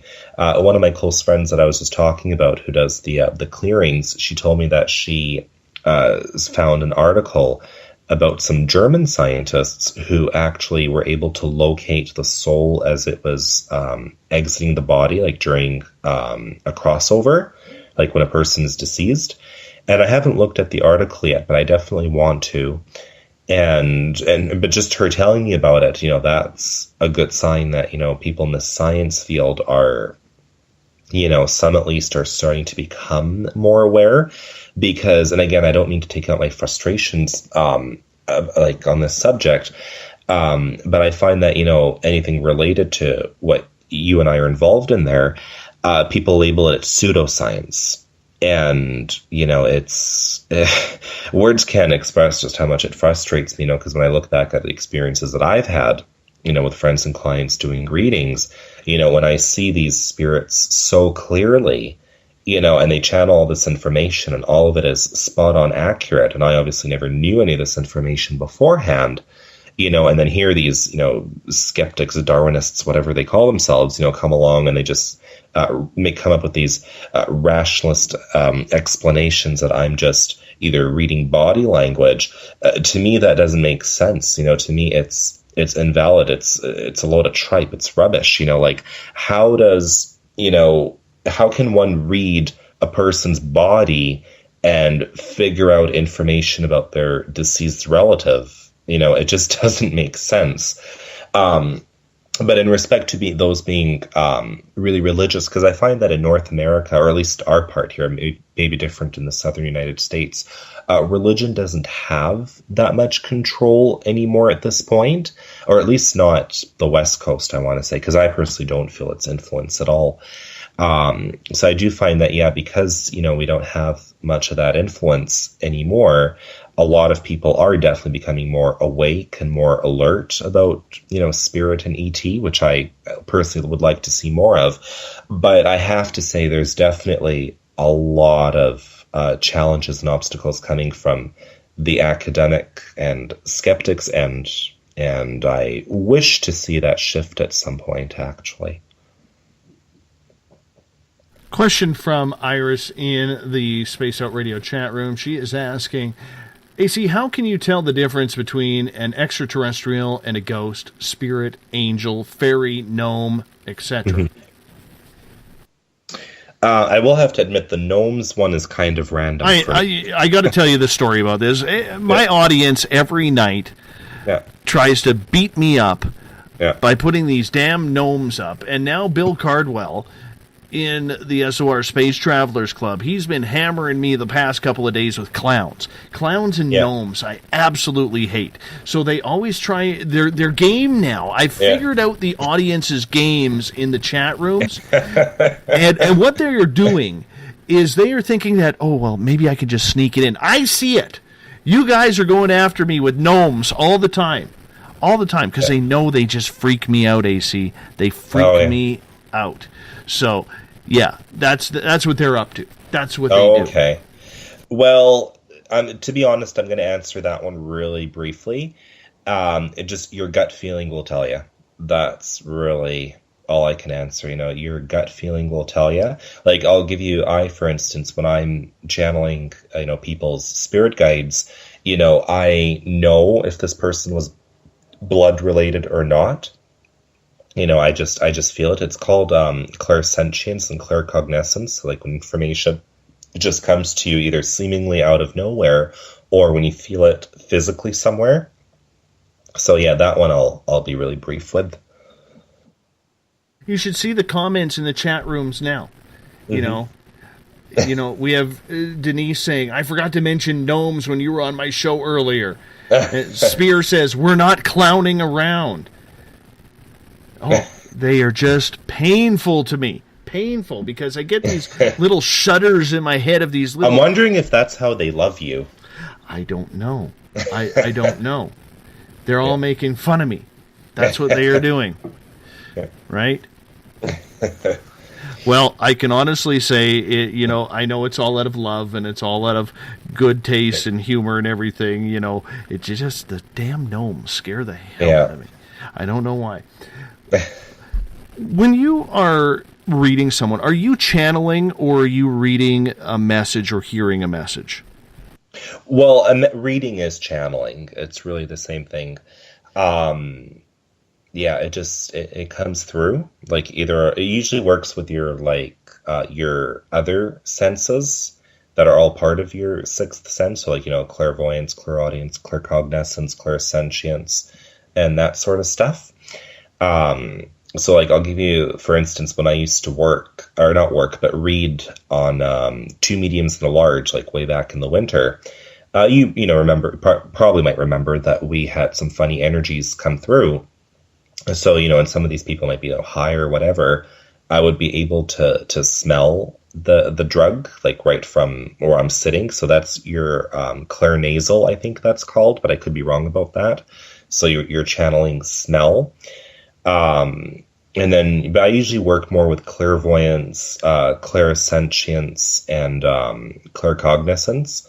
So that's where I just know information, it just comes through my mind, or I will see it. That's more the clairvoyance aspect. So that is something that happens to me a lot, actually. I will see a symbol in my third eye, and that will, be indicative of interpretation. And so, for instance, when they show me, let's say, let's say a fish, for instance, that means good luck. So I know that something good and prosperous is coming out of that situation. Versus if they show me a pig or a hog, I will know that something not so good is going to come out of that situation. So it actually depends, is what I'm trying to say. Inquisiting Minds from Shar in the Spaced Out Radio chat room is asking, have you ever seen anything weird like a goblin? How much do you see with your open eyes? Oh, I see a lot. I don't see any of that fictional stuff like goblins and gnomes and whatever, unless it's coming through a reading for a reason. But I can tell you one experience I had earlier on in the year. I want to say this was around the time of when I was involved with 2 mediums and a large there. I lost my, what's it called, saucer. I was looking for a saucer, and this particular one I lost. And I was like, what's up with that? Where did I put the saucer? So I just put it out to my guides, and I said, you know what? When I'm meant to find it, I will find it. And as I was washing the dishes, I saw this white light that ran under my microwave table like a mouse. And it kind of took me off guard there. I was like, okay, this is kind of strange. I don't know what this is about here. But again, I know that spirit have, interesting ways of communicating. So I thought, okay, if there's a white light, that's obviously connected to spirit. And, it running under the microwave table, I should peek. And I looked under the microwave table, and there was a saucer. So I knew they were, indicating it that way. And, I hope that answers the question efficiently. AC, when you have these experiences, what do you go through? Like, does your body transform? Does your mind transform? Do you go into a trance-like state? How does it affect you physically? I don't go into a trance-like state. It just kind of happens, on the spot there. Sometimes I do feel more tired. Sometimes, it's just kind of on the spot there. I'm just trying to recall some specific examples. I do find that I can pick up people's pains. So if, say if I'm reading for you, for example, if you or someone, have been experiencing pain in a certain part of your body, I will pick it up. And again, that's part of clear ascensions. So in terms of what I go through, it's, I go through all sorts of things, like sometimes I go in it really deep. Sometimes, it's just kind of more at the surface, depending who I am working with. But I do find that when I drink caffeine beforehand, like black tea or whatever, I do find that raises my vibrations, and I find that I'm able to read more efficiently and even faster. So I'm not sure what the connection there is, because I'm not too familiar with the human anatomy there. But yeah, I do find, it can be draining when I've done it for a while. Like I do remember when I read at the European Festival last year, I read for almost 30 people, but I felt really energized after, because you have to also keep in mind, and this is something a lot of people miss, that part of the purpose of doing a reading is actually receiving healing at the same time.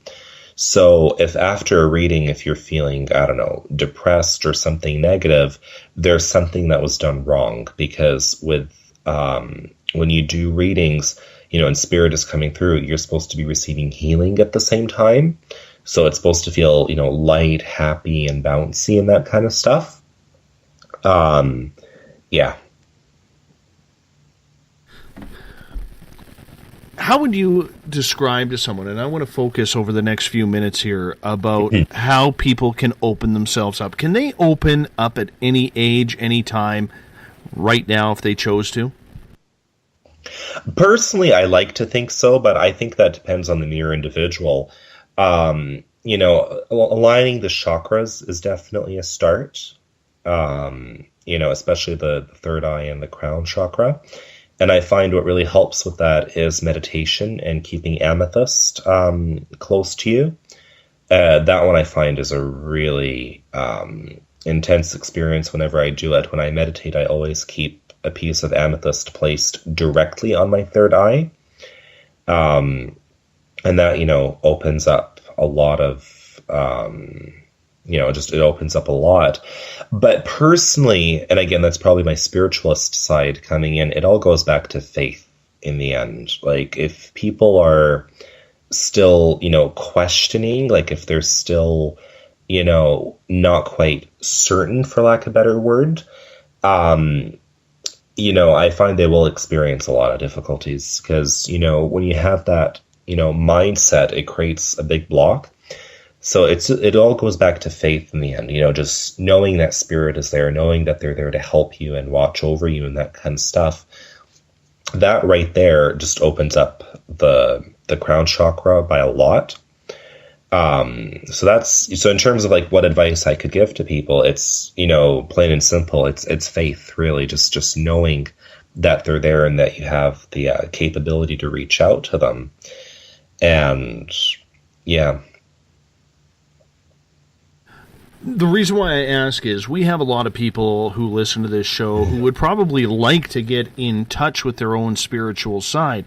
Do you believe then that it is a form of meditation or a form of just learning one's inner self that has to be the route to that? Well, most definitely getting in touch with your inner self or your higher self, definitely, or your soul, as I would call it, that's definitely a start right there. But you see, here is the thing also, and I will admit I've had this conversation many times amongst people within the spiritual and metaphysical community. It's, not just about, how should I explain it? It's not just about channeling per se, or asking for a sign and, it's there. But it's also being able to connect with what you never asked for, like just being able to, just being able to channel like on the spot there. So for instance, I do remember I was supposed to do a project with a group last year, like around this time last year. And one of the people that was involved had little cupcakes for all of us. I can't remember if it was a cupcake or a tart. I want to say actually it was a tart. But, we all had an individual tart. And of all of us, my tart just on its own went, flying out of my plate and just, crashed on the floor as if it had been jounced off a limb. And, and then right away I knew that that's a sign, spirits telling me that I'm going to fall out of the group. And surely enough, a few weeks later, it did happen. So it's just simply learning to, just accept, what is there to come. But one very big piece of advice I like to be a bit vocal about is, we can't stage direct these things. Like, for example, like when I have a person scheduled to come to see me for a reading, I don't sit and think about them and say, okay, I think I'm going to channel their mom, their friend, and I don't know, their uncle's first wife. I don't know, I'm just making up an example here. It doesn't work that way. I just know, okay, this person's coming for a reading, and I just leave it at that. And then when they come, I just allow whatever that wants to come through to come through. So I think, what I'm trying to say is knowing what to ask for and what to leave alone. Some people I do find kind of inquire about things that are, supposed to be kind of left alone, I would argue. And then they end up having like a paranormal experience and they kind of think, oh gosh, what did I do here? So it really depends. And then also, seeking advice, it's, again, keeping that faith. Like, I understand some people like to be a bit skeptical because they want to know, if the person they're going to see is a con artist or not. But again, just having that faith, putting that intention out to your guides that you'll be, taken to the right person and it'll all be taken care of, that I find plays a huge role into it. So it's all about intention and mindset That's really where it starts. So what advice would you give to someone if they were sitting down with you and saying, AC, I want you to help me open up. I want you to help me get in touch with my spirituality. Where would you ask them to start? To be honest with you, I'd have to be like right in the moment to know that for sure.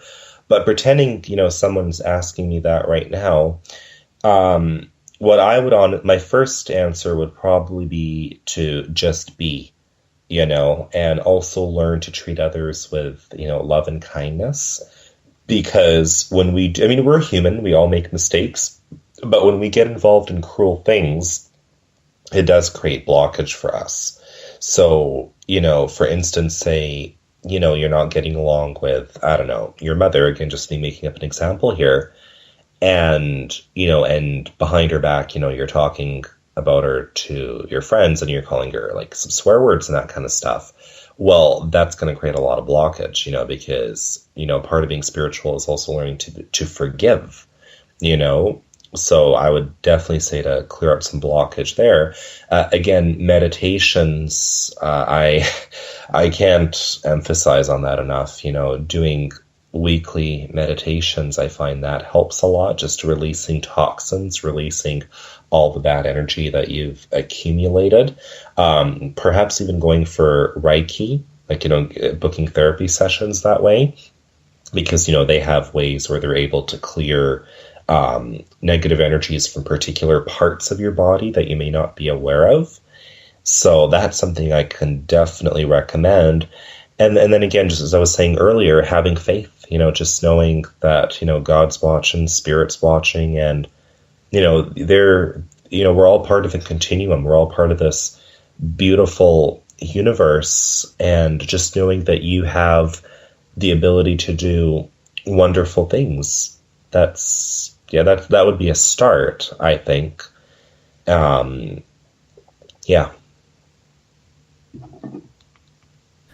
AC, the reason that I think it's important that people try to open up and clear those blockages and try and help internally heal themselves is because once they open up spiritually, it's amazing, I know from my own personal experience, what it's like seeing what you see afterwards. Yeah. You look at the world in a different place.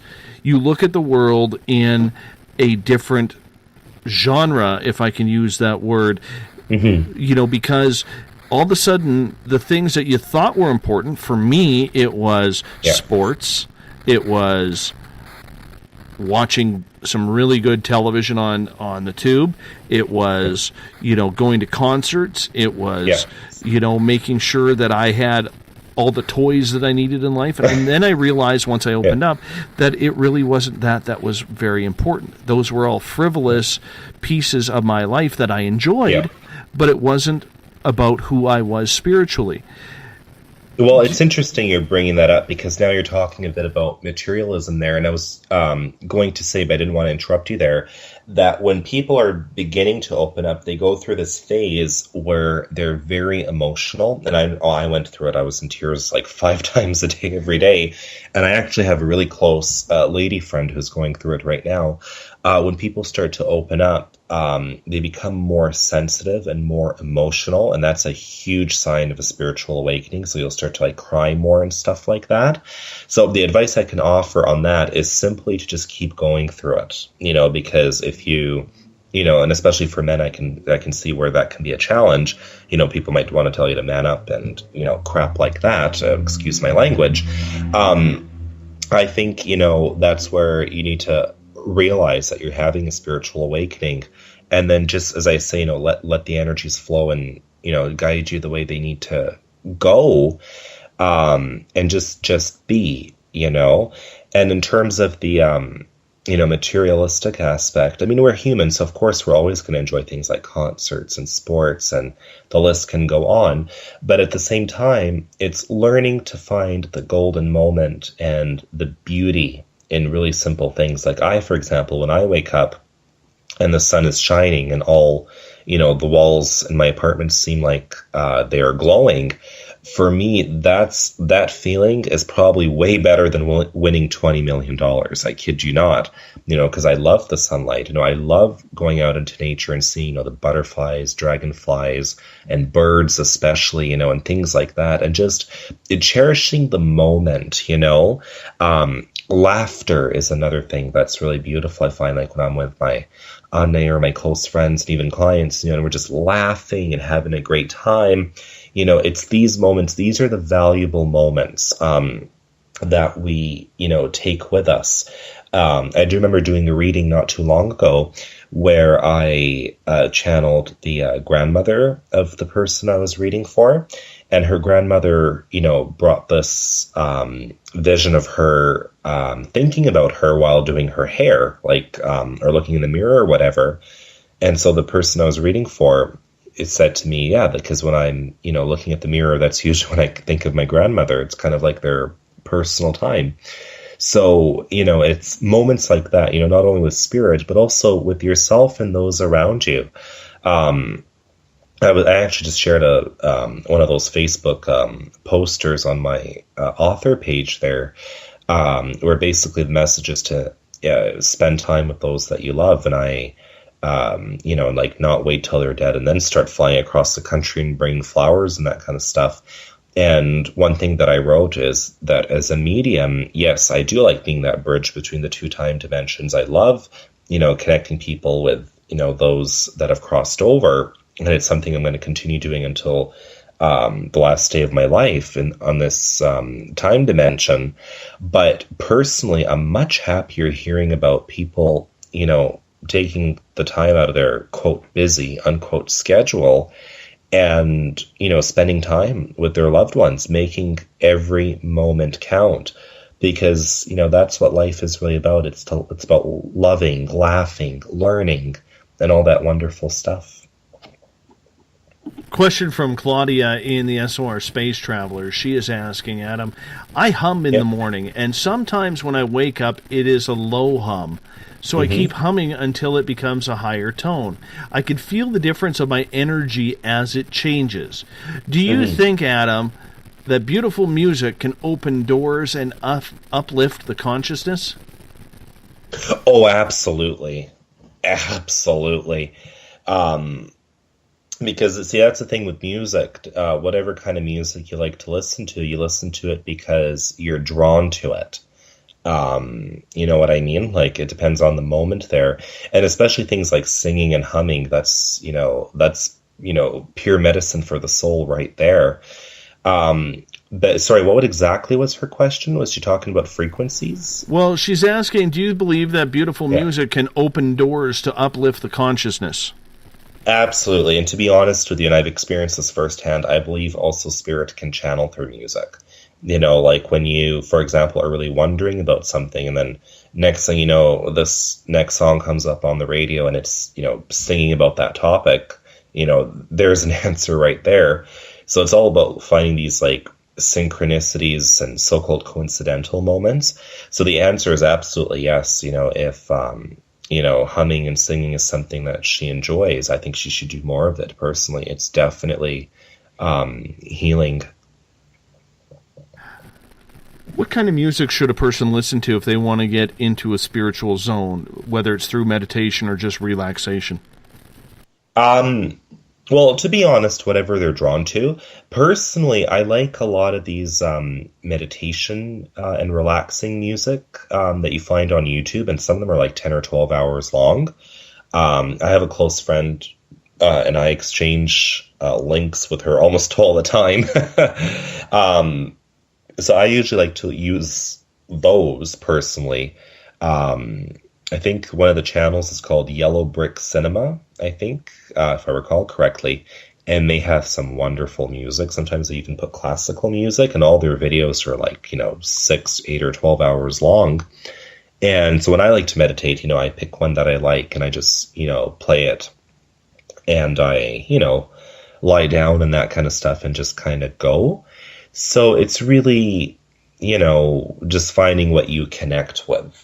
I'm not sure if you could use rap, hard rock, or dancey pop to meditate. I've never heard of that personally, but if that's something, that you connect with and you want to listen to, not for meditation purposes, but like just for, just because you want to enjoy it, absolutely go for it. I listen to all that stuff myself. And, so music is definitely a big part of the soul. A lot of people don't have time to meditate. Mm-hmm. I know I'm one of them. I wouldn't even know where to, even if I did have time, Adam, I wouldn't even know where to begin on meditation. It's just something that I just, for some reason, I have a blockage on meditation. Oh, okay. And I don't know why, but my mind is always moving 24/7. I'm restless before I go to sleep. It takes me a while to finally doze off. Mm-hmm. A lot of people in today's 24-hour society don't have a lot of time to meditate, to even find that 5 minutes a day to just relax the mind, flush everything out, find that Zen-like state. How do you approach people to try and get them to clear their mind, to open up their consciousness? To be honest, I think that's a difficult question. I think personally, people do have the time at some point, unless you're a sergeant and you're, surgeon, and you work in a hospital, saving people's lives for 26 hours on end. That's a different story. But personally, I think everybody has that 5 to 10 minutes a day they can take to themselves. And, and by doing a meditation, a lot of people have this misconception that meditating is, you have to dress a certain way, you have to have certain music playing, candles, et cetera, et cetera. But again, that's just the materialistic ego getting in the way. And personally, I think that, meditating is just simply taking time to yourself. So, even if you're just sitting at your office desk or on the couch or wherever, and then, just close your eyes, just relax your mind. Because basically meditation, or the point of meditation, is to not think about anything. For people like myself, that's when we start to channel, because, when our minds is clear, it becomes like a vessel for spirit to bring information through. But for those that have not awakened that, what basically, I would say is just, find that time to just sit quietly, even if it's on the public transportation, just, take the earbuds out of your ear and just kind of, I don't know, maybe put one leg over the other or something, and then just be, think of the sunshine, think of waters, or think of, just something really relaxing like that, and unwind. That's the whole point of meditation. It's to unwind. That's what I would say. I hope that's sufficient.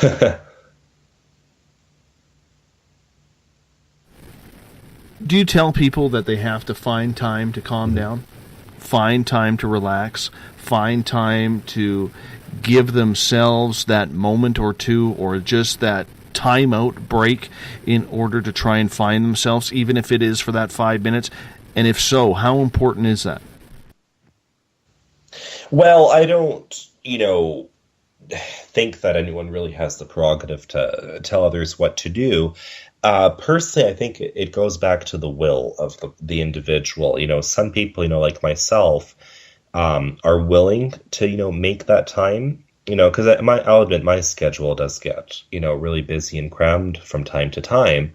But, I always, find a way to make the time. So I think it has to do with will. Like, if people, have the will, or as the old adage goes, where there's a will, there's a way.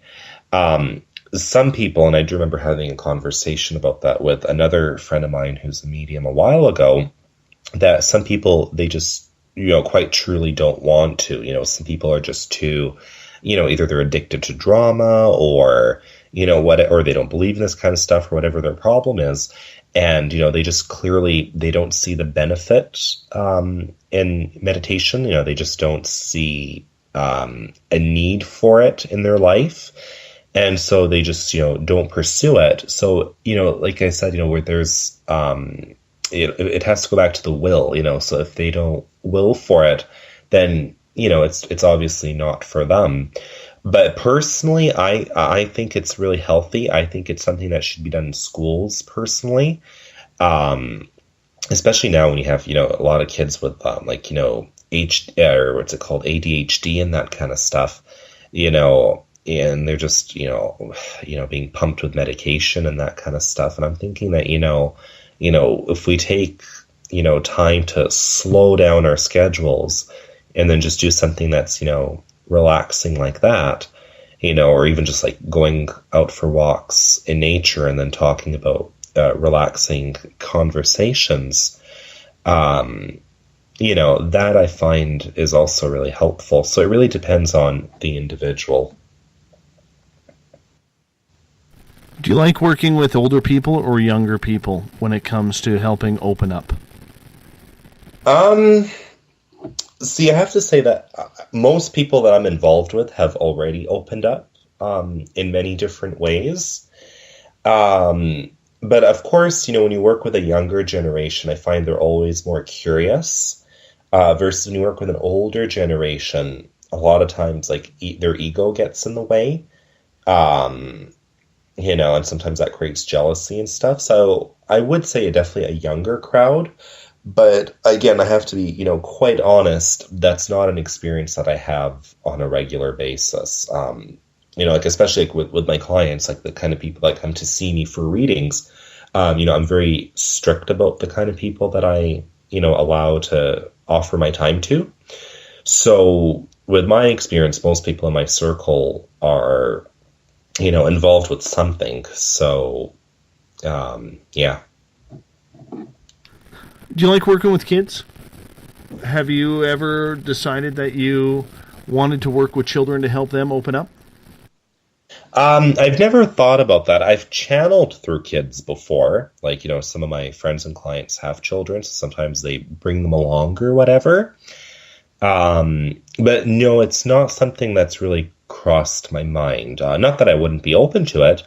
It just never crossed my mind. I've always been more with adults, and yeah. Do you think children are just naturally gifted? And if so, what age do you think that starts to break up? Oh, absolutely. I think, children are always, channeling something.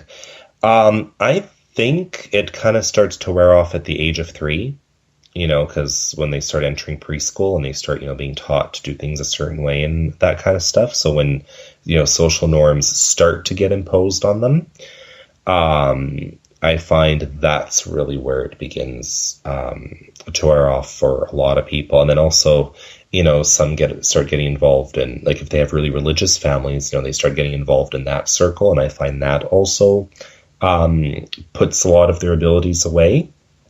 So yeah, I would say probably around 3 or 4. But of course that differentiates per individual. I think children are very talented and very open spiritual beings.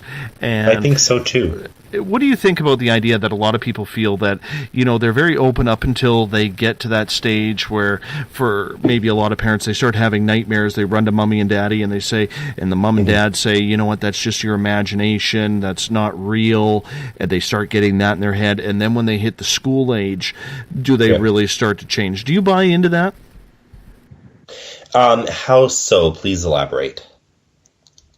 Well, because a lot of people think that the minute they hit the educational system, because there's science taught, there's literary taught, you start to grow up and get into the mainstream way of learning, that you forget that spirituality side. Yeah. Absolutely. I think it's a big problem. So how would you tell a parent, and if a parent came up to you and said, look, my child was gifted, but they seem to be losing it, how do we correct that? Or how do we bring that back? How do we accept that? What would be your advice? Well, personally, my advice would be, it's so interesting you're asking that question, because the reverend at my church that I was talking about earlier, the one who said that my reading was over 95% accurate, she actually has a video about that on YouTube. She was interviewed and she said that a lot of times a side effect is a lot of parents, they actually want to bring it out of their children. Like they purposely want to have psychic children. I personally never encountered that, but I do know that it does happen from time to time. And so I'm just going to go off the advice that she gave. It's to really not, stage direct it, as I say there. Just kind of let it happen. Like, definitely have it in the house, like how I did when I was growing up. So, growing up with my Anna, we did readings every week. We talked about our ancestors. We talked about dreams and that kind of stuff. So definitely have the environment in the house. But what I would caution more so when they get older is the kind of stuff they get taught in schools. Kind of assess it with them, because the problem that I find, oh boy, you're really taking me off on a tangent there, Dave. That's okay. We got 2 minutes left.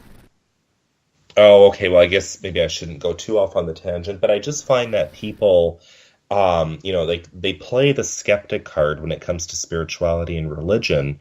But when it comes to things taught in the science classrooms, they just kind of swallow it whole, which I think is outright hypocrisy personally, because they, criticize people that are religious for just believing things in the Bible without reason.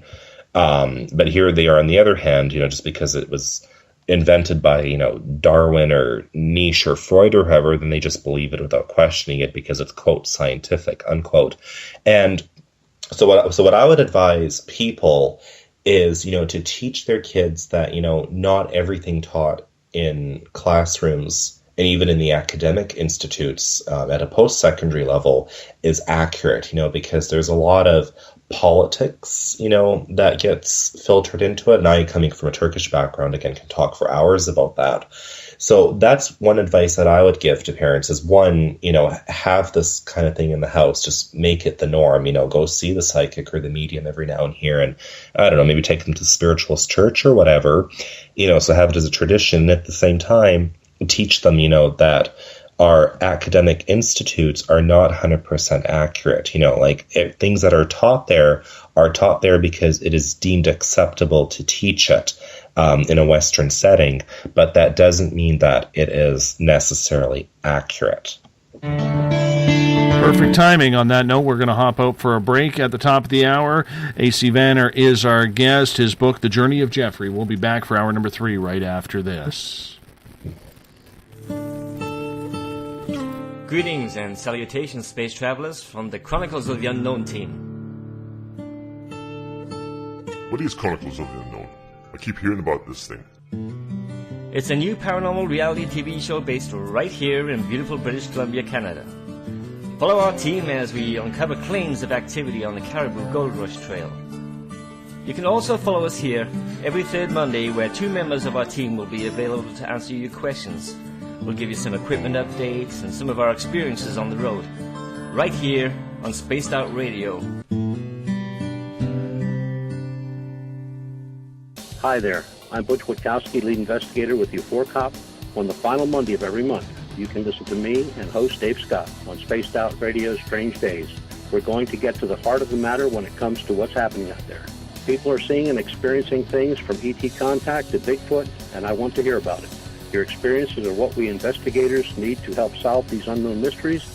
So tune in at spacedoutradio.com to the final Monday of every month from Butch Witkowski's Strange Days. Visit purpleplates.com today. For over 40 years, the Purple Energy Plates have been delivering amazing results for their many customers. Inspired by the great genius Nikola Tesla, the harmony, healing, and energetic effects of the plates have proven over and over to be beneficial and often miraculous to thousands of customers. With their money-back guarantee and the many benefits, how can you afford not to get one? Check their site for daily specials and choose from their many energy products. You won't be sorry. Visit them today at purpleplates.com for mind, body, and spirit, and expect a miracle. This is your medium, Joanna, from Spaced Out Weekend, 2 mediums and a large. I would love it if you would come and join us with host James Tyson every other Sunday on Spaced Out Weekend. Together, we will take your calls and your questions live. Our goal is to provide you with a positive outlook on deep questions that you may have. Questions regarding love, relationships, money, or whatever else is on your mind.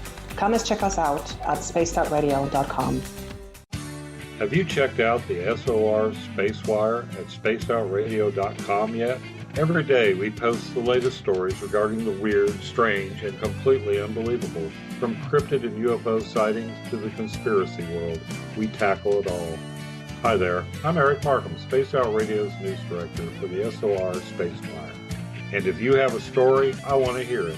Email me at news@spacedoutradio.com.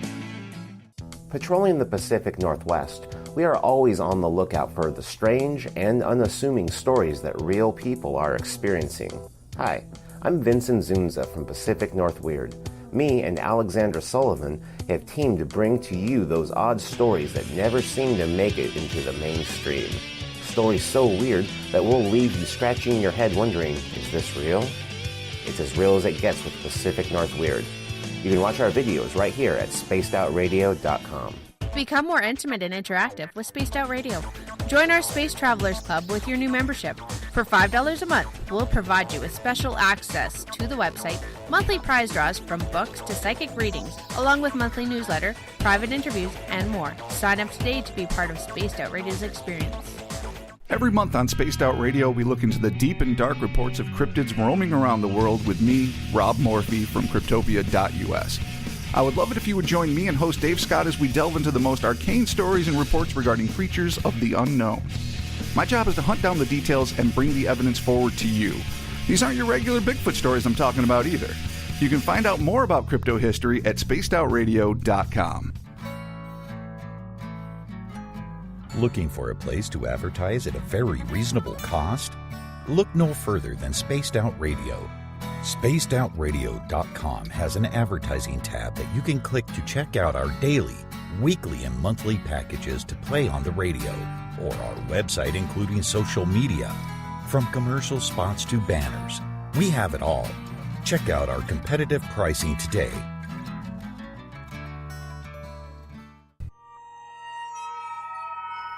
You hear footsteps in the empty room above you. A rocking chair begins rocking by itself. Don't be afraid of the things that go bump in the night. Reach for Spirit Storybox, the iPhone app the Huffington Post UK called the only ghost hunting app you will ever need. Spirit Storybox. The spirits are telling their stories. Are you listening?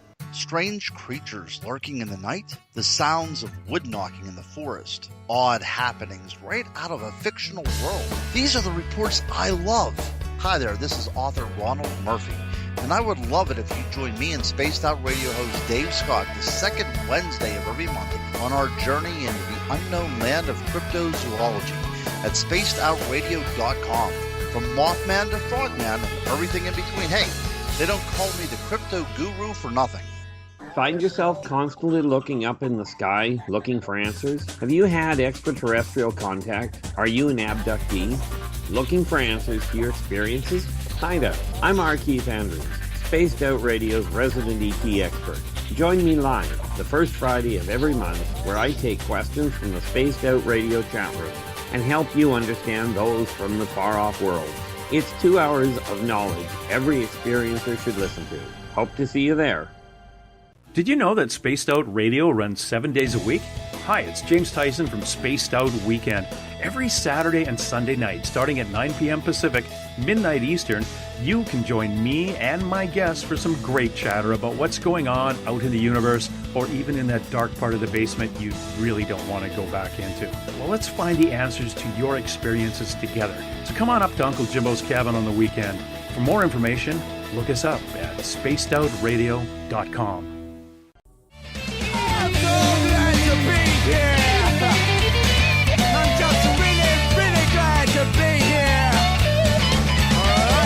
Would you like to connect with us on Spaced Out Radio? Head to spacedoutradio.com to check out the latest shows, guests, and sponsors. And don't forget to sign up for the Space Travelers Club. You'll find all you need at spacedoutradio.com.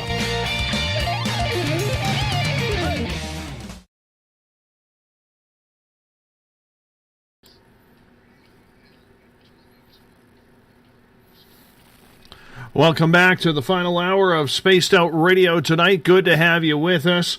I know our listener Joey Giggles is crying tonight after my Team Canada beat his Team USA at the World Cup of Hockey going on, eliminating Team USA from the tournament as Canada advances to the semifinals. I am loving this because Joey and I had a bet on this game, and he lost. He must now pledge his allegiance to not only Canada, but Hockey Canada as well, and cheer for the Canadian team. Thank you, Joey, for a wonderful bet on this. Bill Cardwell has set the password for tonight in the SOR Space Travelers. Transmundane is your password. Transmundane. Make sure if you're a space traveler, you use it wisely, and don't use it out of sorts, because we don't want you to get in trouble with it. If you are listening in on Revolution Radio, it is a donation station financed by you, the valued listener. Do us a favor. Donate today at freedomslips.com. You can follow us on Twitter at Spaced Out Radio. Give our Facebook page a like, Spaced Out Radio Show. On Instagram, I can be followed at Dave Scott SOR. Subscribe to our YouTube channel, Spaced Out Radio Show, and our website is spacedoutradio.com. While there, you can sign up for the SOR Space Travelers Club. It is $5 a month. Richard, if you're listening, thank you for being the latest SOR Space Traveler. You signed up today. We're going to get you into the club. We thank you for your support. Keep it up. We need more of you people to help pass the word on what we are doing on a nightly basis here at the mighty SOR. You can follow us on TuneIn if you're subscribed to that. As well, if you are on iTunes, you can find our podcasts on there so you can listen to it for free at any time. Spaced Out Radio. Tonight, for the final time, we introduce Ademcan Vaner. Is it Vaner or Vaner? What do you prefer? It's Ademcan Vaner, actually. Jan. Why do you have a C there instead of a J? Well, because in Turkish, our J sound is always written with a C. Oh, yes. Yeah, but it's my last name is supposed to be Vaner, but in English, I guess it's just Vaner. Although I do have some people pronounce it Vaner. I'm not too picky. Well, being Ukrainian with my last name being Spaced Out Radiovsky, we try and get things going like that every now and again. So it's appreciated to have you in. Adam is the author of The Journey of Jeffrey. We're going to get more into his book later on in the show. We've been talking about psychic abilities, psychic vision, psychic know-how, because a lot of people want to know how they can get in touch with their own intuitiveness. You started at a very young age. You've been blessed with this gift, and at the age of 24, you're still learning. Of course. How much do you think you have to learn yet before you will absolutely be able to, I don't want to say rationalize what is going on, but fully understand the concept of your abilities? Probably a million years after I pass away. I don't know. Because one of the other reverends at my church once said, we're never developed, we're always developing. So even for those who've been doing this kind of stuff 30, 40 years, we're never there. We're always learning something. And, so I'm always, I don't think I'm ever going to be fully there. Like, I'm always just going to be, continuously learning and developing. Do you think there's a big difference? Because honestly, I can't draw the line in between the two. Do you think there's a big difference between being psychic and being a medium? And if so, what is the difference? Oh, that gets debated all the time, actually. Mediumship is more when you connect directly with the spirit or the spirit guide that's next to the person. And then usually to do that, you use your crown chakra. That's what they kind of come through. And also for psychic, that's more dealing with your heart chakra. So it's more, when, for example, say if you're doing a tea leaf reading or a tarot card reading and you get more into it, like at a physical level or a parapsychological level is the other word, with, when you're not too aware of the guide that's around. So that's kind of more the difference. I'm actually going to quote a friend of mine who's also a medium. She said that, what a lot of people debate is mediumship goes more like this. For example, I have your great aunt here, and she's telling me blah, blah, blah, versus psychic would be more like, I am intuitively feeling that, blah, blah, blah. But ultimately, they're really tied in. Like, for me, they're more like a splice, I find. So I don't really sit and differentiate. To me, it's like it's all from spirit. It's all light. But I do have to say, that topic gets talked about quite frequently. I find a little more frequently than I'd like it to. I just think that it's one of those weird things, man, that, we all want to try and have this ability. We all want to delve into ourselves. We all want to know more about the lineage and the possibility of why we are here. I think there's some ultimate questions in regards to the satisfaction that we would all have in knowing those answers. Do you feel, as a psychic, you're any closer to solving those mysteries, or do you feel that there are some questions that your guides will just tell you that it's best to be left unknown?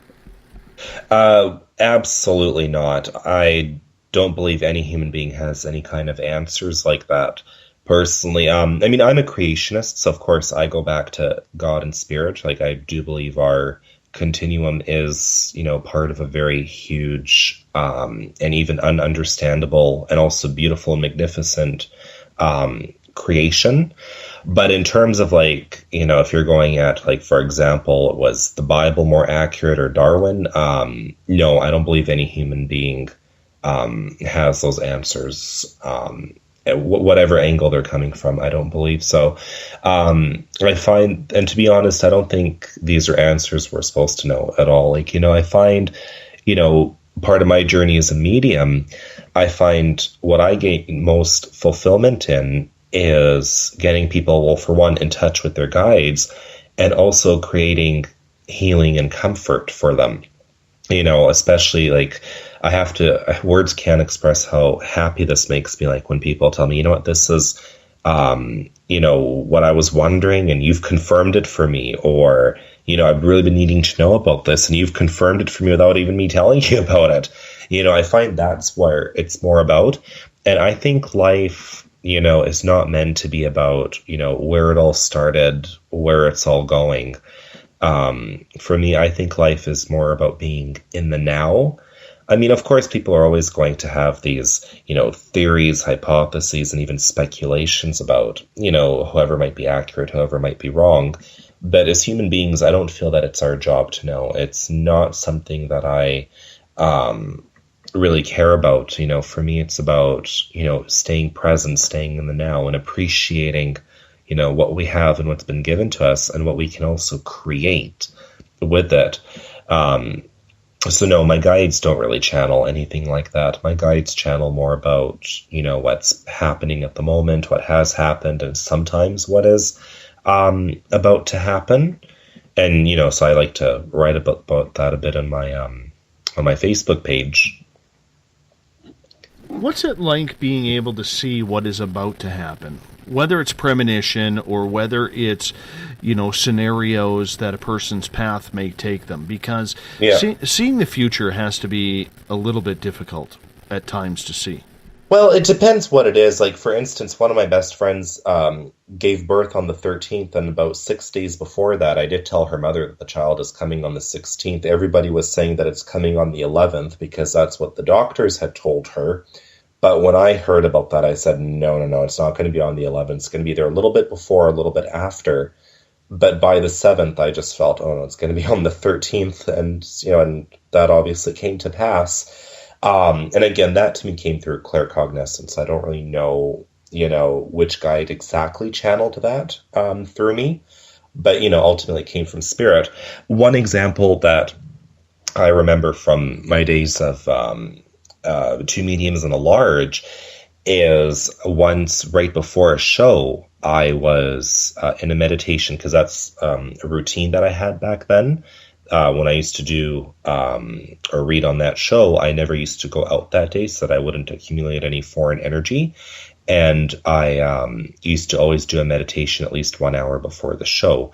And I remember once I was in a meditation and I saw a plane crash, and I felt it was here in North America. I couldn't tell if it were Canada or the States because, it's one land, so the energy is really close. But I knew it was here, and I remember I wrote about it on my Facebook page before, I went on air. And then just that week, a plane had crashed in Alaska. And so I knew that was obviously, meant to happen. So it depends again what I'm channeling. Like, sometimes there are experiences that are really positive, and sometimes there are ones that are really negative. So like, I know, like I can think of a really positive one. One close friend of mine who is an editor is planning to put together an intuitive workshop with myself. So it's going to be taught by an author and an editor. And I remember we came up with this idea way back in the spring. And I remember around that time I told her that in September, we're going to have a much, much clearer view as to where this is all going. And, we're already halfway through September, even a little more. And we already have our 3 out of 5 modules planned out. And we've been meeting regularly, and we have a really strong vision or view as to where this is going. So again, it's not always about catastrophes. And I have to say that's something that really frustrates me, like on social media, especially like YouTube and whatnot, whenever people are talking about, premonitions channeled by, quote, psychics, unquote, it's always something negative. It's always something about, I don't know what, and it doesn't always have to be that. I mean, yes, I have had, this kind of stuff. Like one example I can recall was from back in the winter. I was here in my apartment, and then randomly this friend crossed my mind, and I felt really worried about her. I felt like she was on the verge of a panic attack. So I wanted to get in touch with her, but her Facebook was deactivated. And then I thought, oh, great, no, that's a bad omen right there. So I got in touch with her husband, who I have on Facebook as well, and he said she's fine because, that's what all husbands would say. But later on, I met her, I want to say, just back in August, actually, we were at an event together, and I asked her, she's like, yeah, my husband was asking me, or telling me that you were asking about me there. And I brought out the messages and I showed it to her, and she's like, yep, of course you knew, you had to know. And she confirmed pretty much everything that I was feeling. And, so it doesn't, so it could come in a really abrupt way like that, but not always. Have you ever seen a person's death? A person's death. Actually, yeah. I'm not sure if I'm comfortable talking about that particular experience on air. But yeah, it has happened. Yeah, it has. So when you see something like that, we won't go into detail because I can hear the uncomfortableness in your voice. And as one of those professional radio hosts, it's my cue to say, we might not go there, right? But when you see something like that, okay, without telling us the experience, what goes through your mind? And are you hoping that it isn't true, or are you like, well, this is the path, there's nothing I can do about it? More the latter, because, I do believe everything happens for a reason. So for me, it's just kind of more like, well, okay, that's kind of, going to be, it's meant to be that way. I'm not in control of that.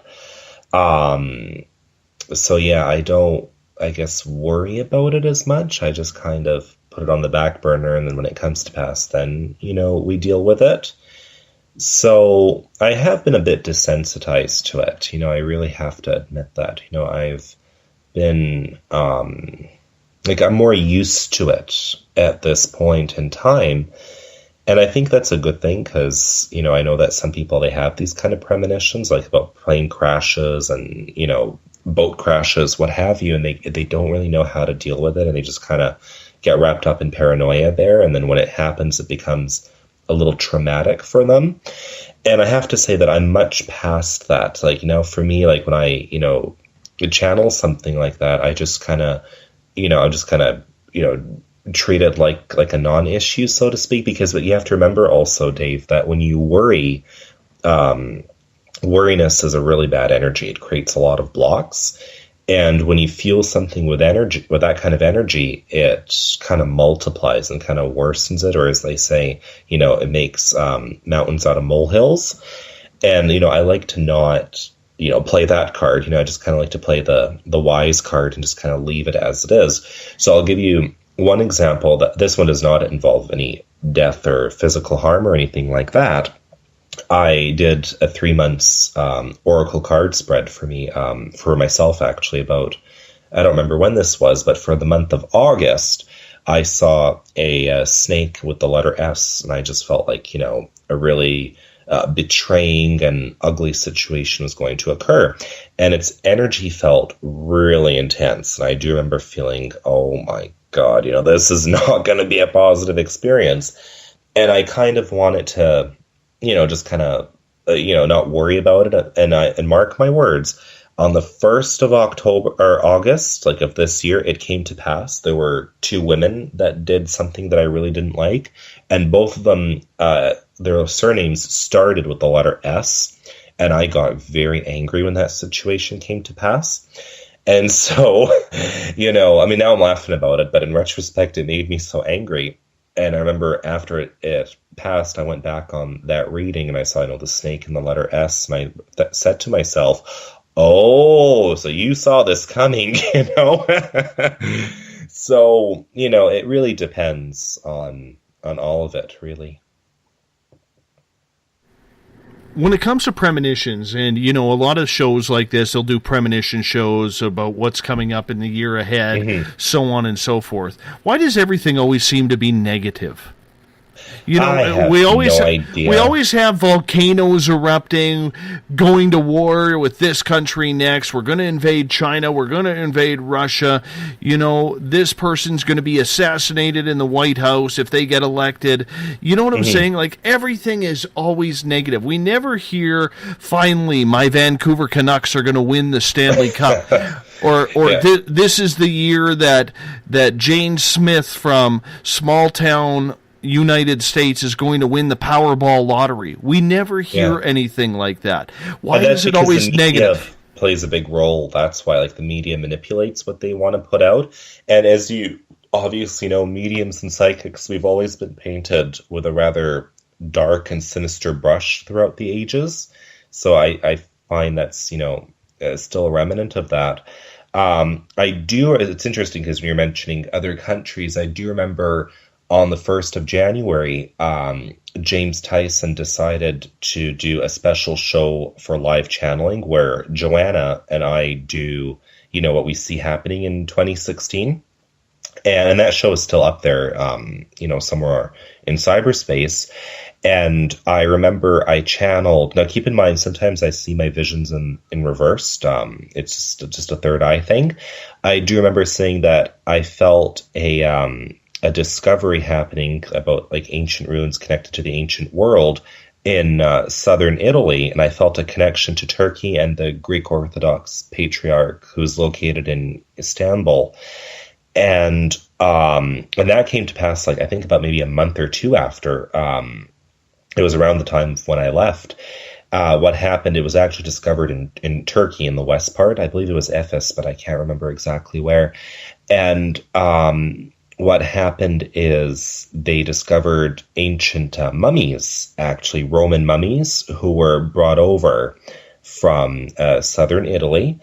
And there was the Greek Orthodox Patriarch blessing them and doing some kind of rituals or whatever. So I remember when I found that article, I found it on Hürriyet, which is a Turkish newspaper, which I don't really read much anymore.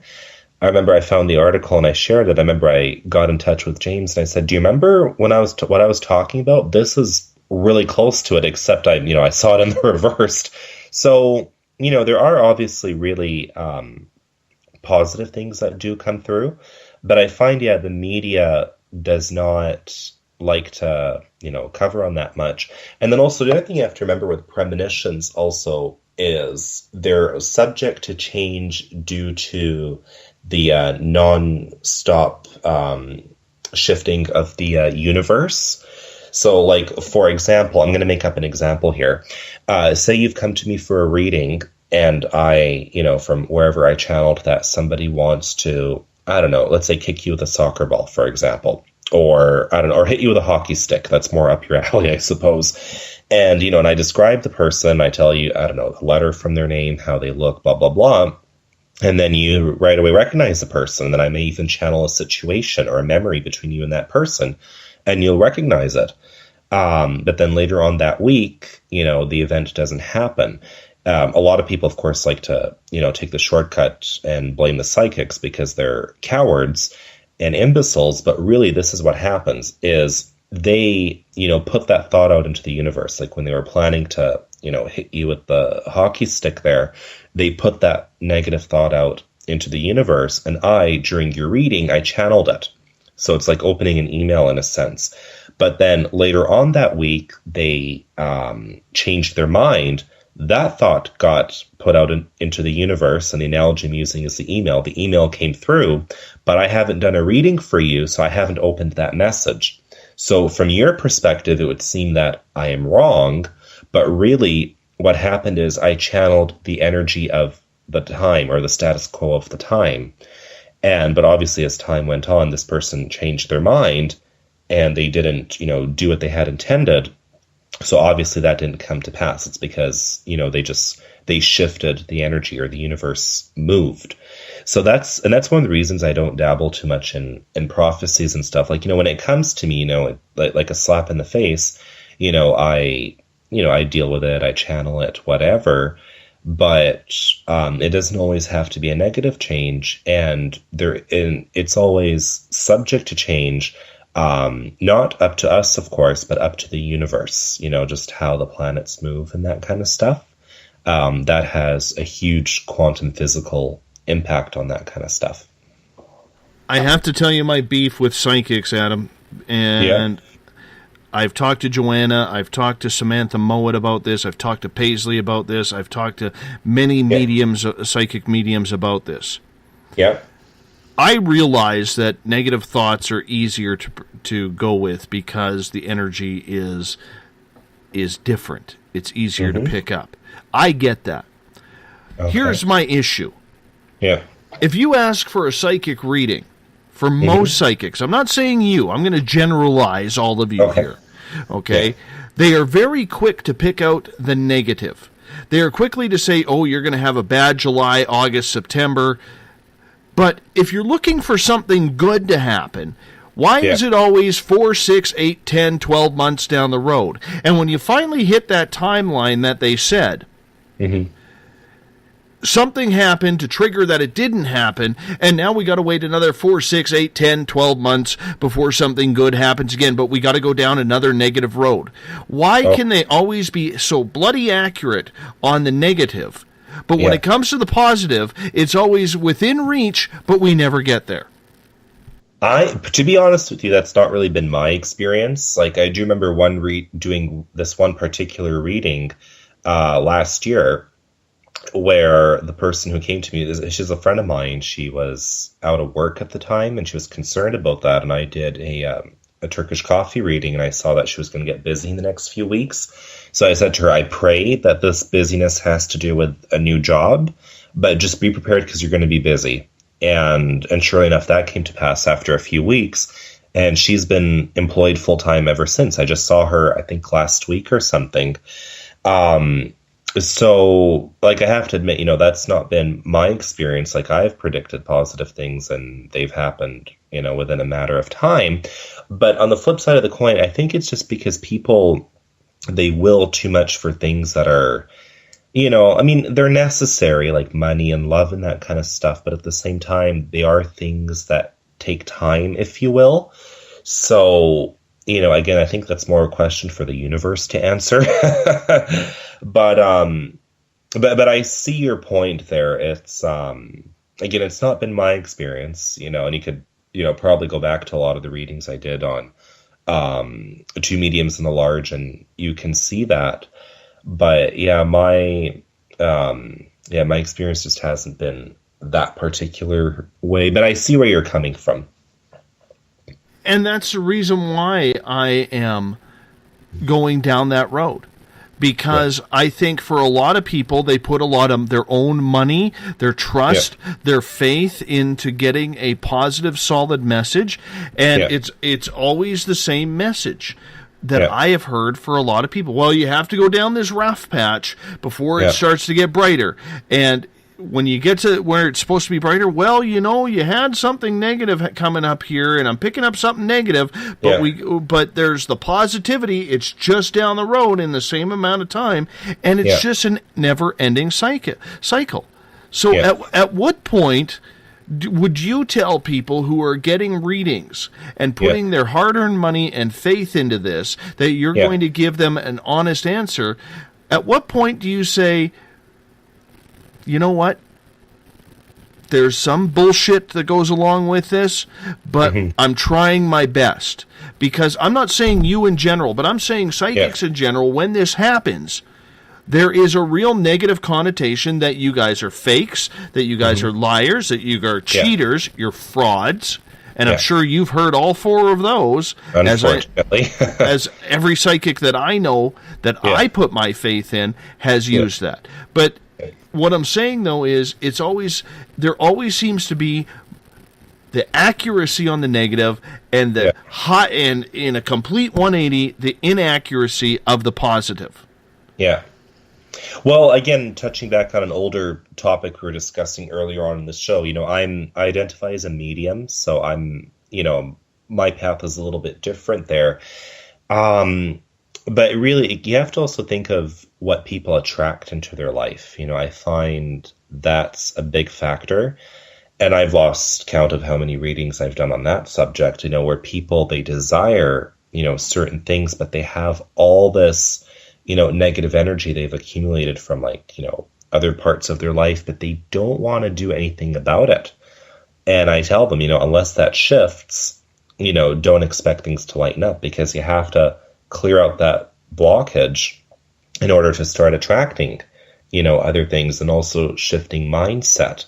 And then also, touching on those that are, always accurate about the darker stuff, because simply a lot of people, and I'm not afraid to be blunt about this, they like to attract a lot of darkness into their life. A lot of people purposely get involved with the wrong crowds, and that's, of course, going to create a lot of damage for you. So, I don't personally believe it's the reader's fault. I believe it's more the mere individual and how much they are, willing to admit that, or how much wrong they're willing to admit that they're doing, and how much they're willing to change. That's where I think is the $1 million answer right there.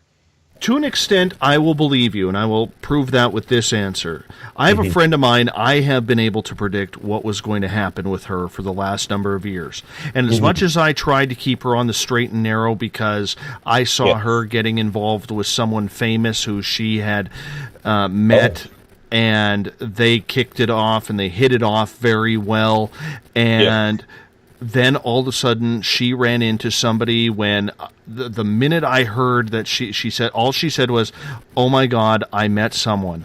And immediately I said to her, "Stay away from him. He's the devil." Yeah. And because we were such good friends, she never took what I said fully seriously. And of course she hangs out with the devil. This gentleman then ends up getting married to another woman. He ends up, losing contact with her. And she's now sitting here saying, "Why me? Why me? Why me? How did this happen? Where did this go wrong?" And she doesn't want to hear the answer. So I understand with what you're saying that when you're tempting fate, or you jump off the path that you are supposed to be on to take another path, I can see that. Yeah. But it still doesn't answer the question as to why many, if not most, psychics have the ability to predict the absolute worst and the negative that's going to come up. And trust me, I was told months ago that my July, August would be, especially my July, would be horrible. And it was bang on. I've also been told that something good was supposed to happen in June. It never happened. Then I was told, well, I didn't see it happening in June. I see it more in November. So now me, on a personal level, I'm waiting until November to see if something good is supposed to happen, and it surrounds this show. Okay. Well, you also have to realize, and again, that's kind of where I'm drawing the boundary between being a medium and a psychic. For me, I'm not about good and bad, because good and bad is subjective. It's subject to perception. I'm just more about the mere facts, like I can I think of a reading that I did, I think about 2 years ago, I want to say, or it might have been last year, I don't remember, where I did what's called a year-round reading, and that's when you draw like 12 cards to see the next 12 months ahead. And I do remember seeing this one situation in October where my friend was going to hear some really sticky and disgusting news, and it was going to be quite scandalous. And then when October came to pass, one of her close friends told her that she's going to leave her husband. And the reason so is because she just found out that he's been having an affair for 3 years. And when they went back to the calculations of the time frame, they found out that the affair started just a few months into her pregnancy. And, obviously that's quite icky. But at the same time, I did tell her that in May of this year, so it was last year, so May of 2016, I told her that her mother, who's a really close friend of mine, is going to be moving. And I will admit, in retrospect, I didn't know if that was literal or was that metaphorical, because, I saw the moving boxes, so to me that usually means a move, literally. But again, with spirit, nothing is, concrete. It could mean a figurative thing. And yep, her mom did move back to the Okanagan just back in May.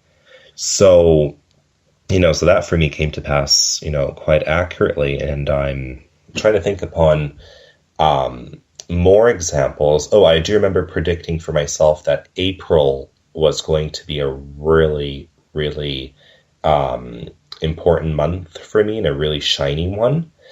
And yep, that for me came out to be quite accurate. My book was published on the 30th of March, and I actually sold the most amount of copies in April. And I had a really good month in April. So with my experience, I see where you're coming from, but I can't say that's been my experience. With my experience, it's been just a hodgepodge of all of it. And by all of it, I mean accurate negative and positive things all coming out accurately. So in essence, basically, you have to really watch who you get to read you. You have to really watch what the signs are and basically take everything with a grain of salt. Kind of. Personally, and again, I'm getting really personal with this, so some might disagree. If you go to see someone who does readings, preferably see a medium, and especially if they're connected with a spiritualist church. That's been where I find the most positive experiences are. But for those that are, still starting out, they're, again, I don't mean to sound condescending, but again, I have personal issues with this. People that are in their late 40s or late 50s and, they just call themselves card readers. I kind of feel, I don't know, I'm not too fond of that category personally. But if a person's a medium and they're linked to the spiritualist church like myself, I've only found accuracy in that field. And again, also, like I said, that's important for people to keep in mind that when you go see the medium, it's not about, fortune telling what's going to happen. It's more about where it's going, where things are, who's your guides, who's protecting you, who's, watching you and is close to you all the time. And actually, I just remembered an experience that happened, I think last week. A friend of mine who lives in my area posted on Facebook that his friend's dog went missing, and him and his friends had a search team started out, looking all over the area for the dog. And I remember when I looked at the picture, I knew he was going to be found. And I said to him, make sure to check the garbage cans, because he's going to be close to a dumpster.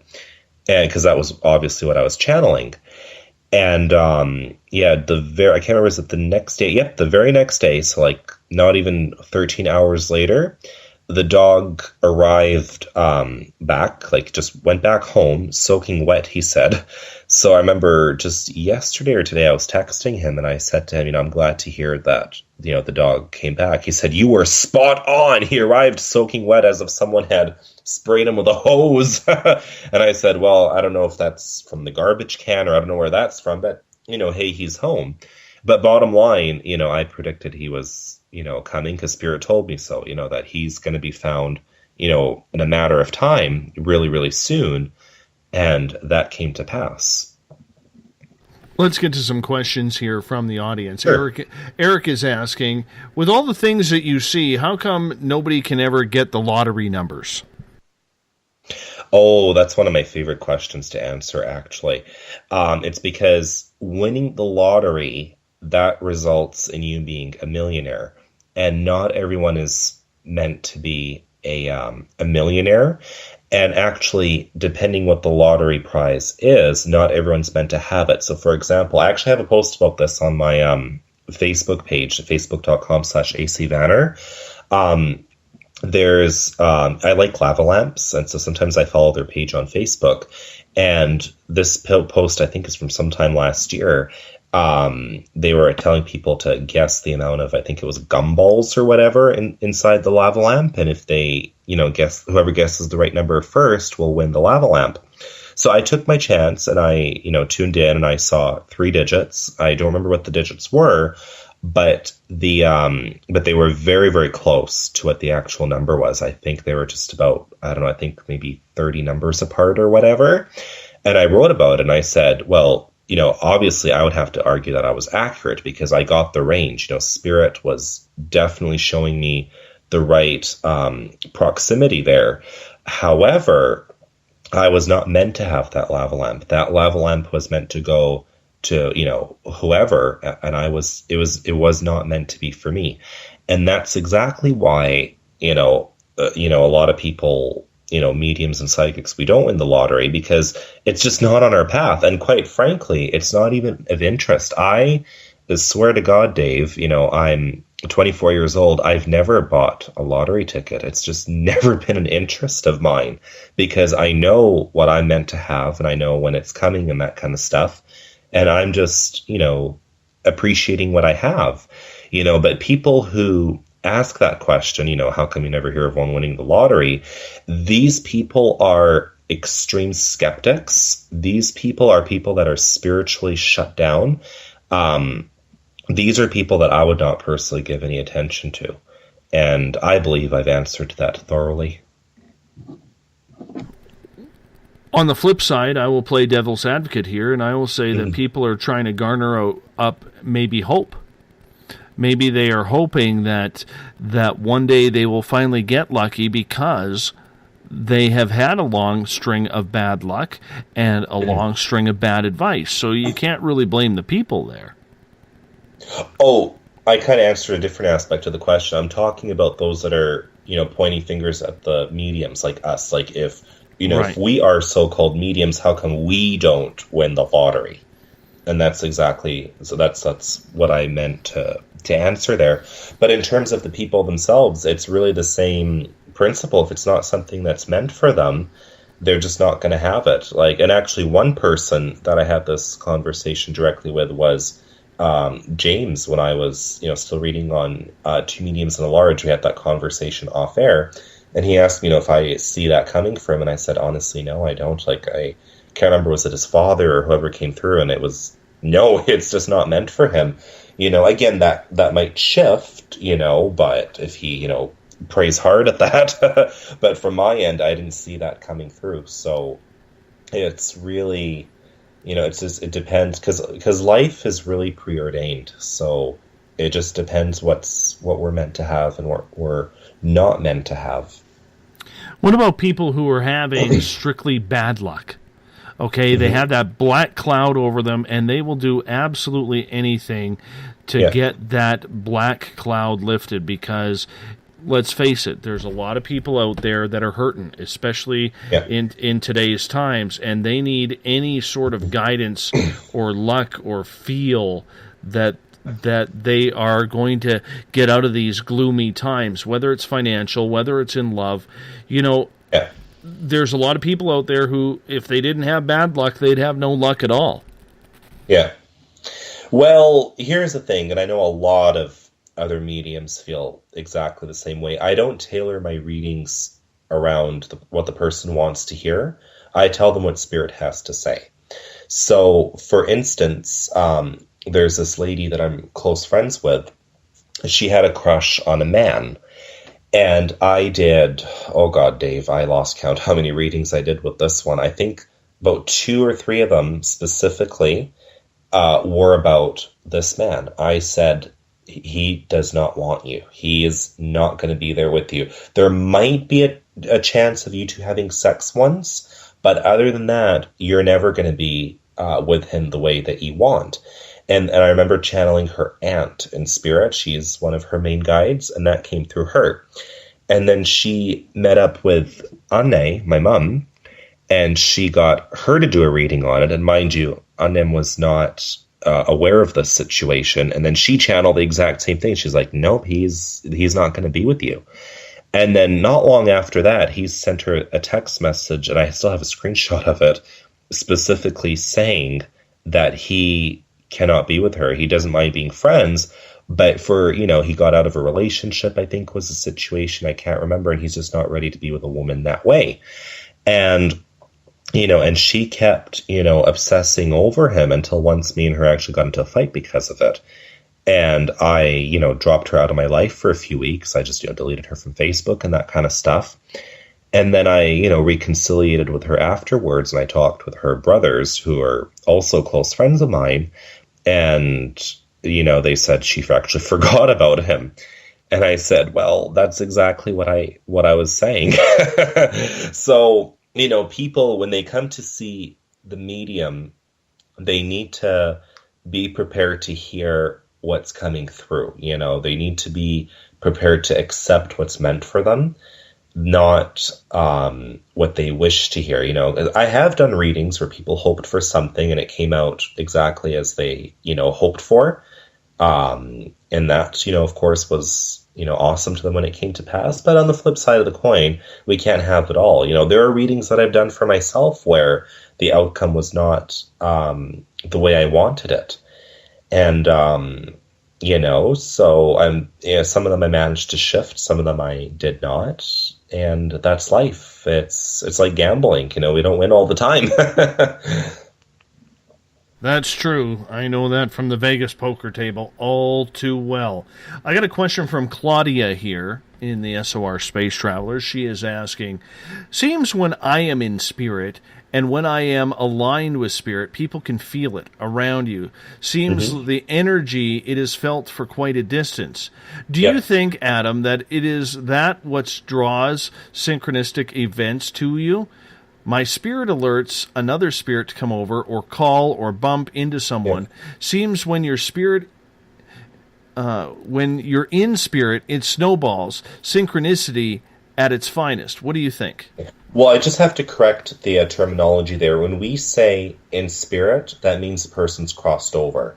So, you can't be alive and say when I'm in spirit, because, just grammatically, or not grammatically, but it doesn't make sense, because that's not the way it works. But what she's talking about is vibrations, like when your vibrational levels go up.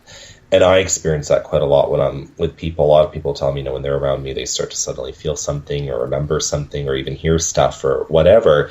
What happens is when you raise your vibrations, it can trigger things, so it can trigger synchronicities. Like, I'll give you an example of, one reading I was doing in the past with a close friend of mine. We both smelled a dish that my mom cooks, moussaka. It's a Turkish dish. We both smelled it, and my mom was not present. It was just us, like me and her in my home, And so we're like, whoa, where's that smell coming from? And I said, I'm probably going to hear from her. So I quickly went and checked my phone. I found 3 missed calls from her. So, when you raise your vibrations, yes, it does trigger things. That sometimes it could trigger synchronicities.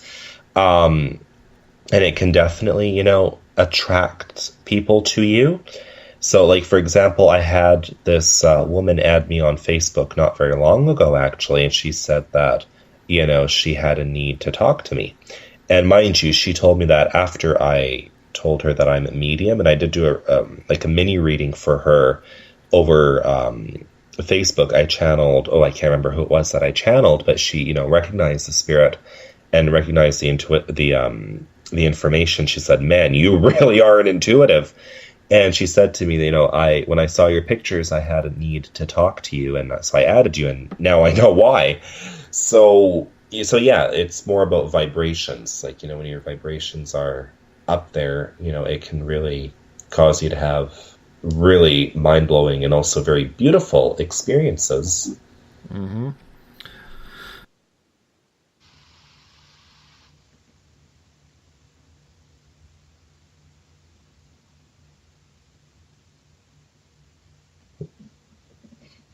Hello? Hi, Adam. Oh, it cut there for a second. Yeah, gotta like Skype sometimes. Yeah. Claudia has another question. She is asking, what is the difference between remote viewing and psychic abilities? Are they both using the third eye? When remote viewing with intention and psychics intentionally asking for vision to help someone, isn't that the same thing? I have to be honest, I don't know what remote viewing is. I've heard the term before, but I'm not sure as to what that is exactly. So I'm not sure if I'm able to answer the question while oblivious. Well, it's concentrating on an area. Let's say the United States government actually did this. They had a remote viewing program in the 50s and 60s and 70s during the Cold War where they were trying to get remote viewers to be able to see into what was happening at the Kremlin or what was happening at the KGB's head offices to try and spy on them without actually sending a spy in. Okay. So that's what remote... So sorry, what was her question again? If you thought there was a difference between remote viewing and psychic ability. I would have to say not quite. I think it's just a branch of it, because when you dabble in like the spiritual stuff, you can have these kind of visions where you kind of like enter a place without physically being there. So personally, I don't think there's that huge of a difference. I think it's just more about the intention that you set. But ultimately, it all comes back to what spirit is willing to give you, because sometimes you can ask for certain information, but, spirit's not willing to share it just because it's not the right time for it. So I apply the same principle to what's called remote viewing. Claudia is my question machine, so I'm going to fire off another one from her. Okay. And when she gets rolling, there is no stopping her, and that's what I absolutely love about her. She is asking, beautiful woman too, absolutely beautiful woman. Her question is, I had an experience, was at a wedding, and I had a strong warning, and I felt I had to say it, that someone at our table was going to be in an accident. So I said it, and I said, please be careful going home. One guy was in the bathroom who was sitting at our table, so he did not hear me say it. He was in an accident that night. My question is, how do you know if it's the proper thing to say? Because she says she felt like she had to say it. Yeah.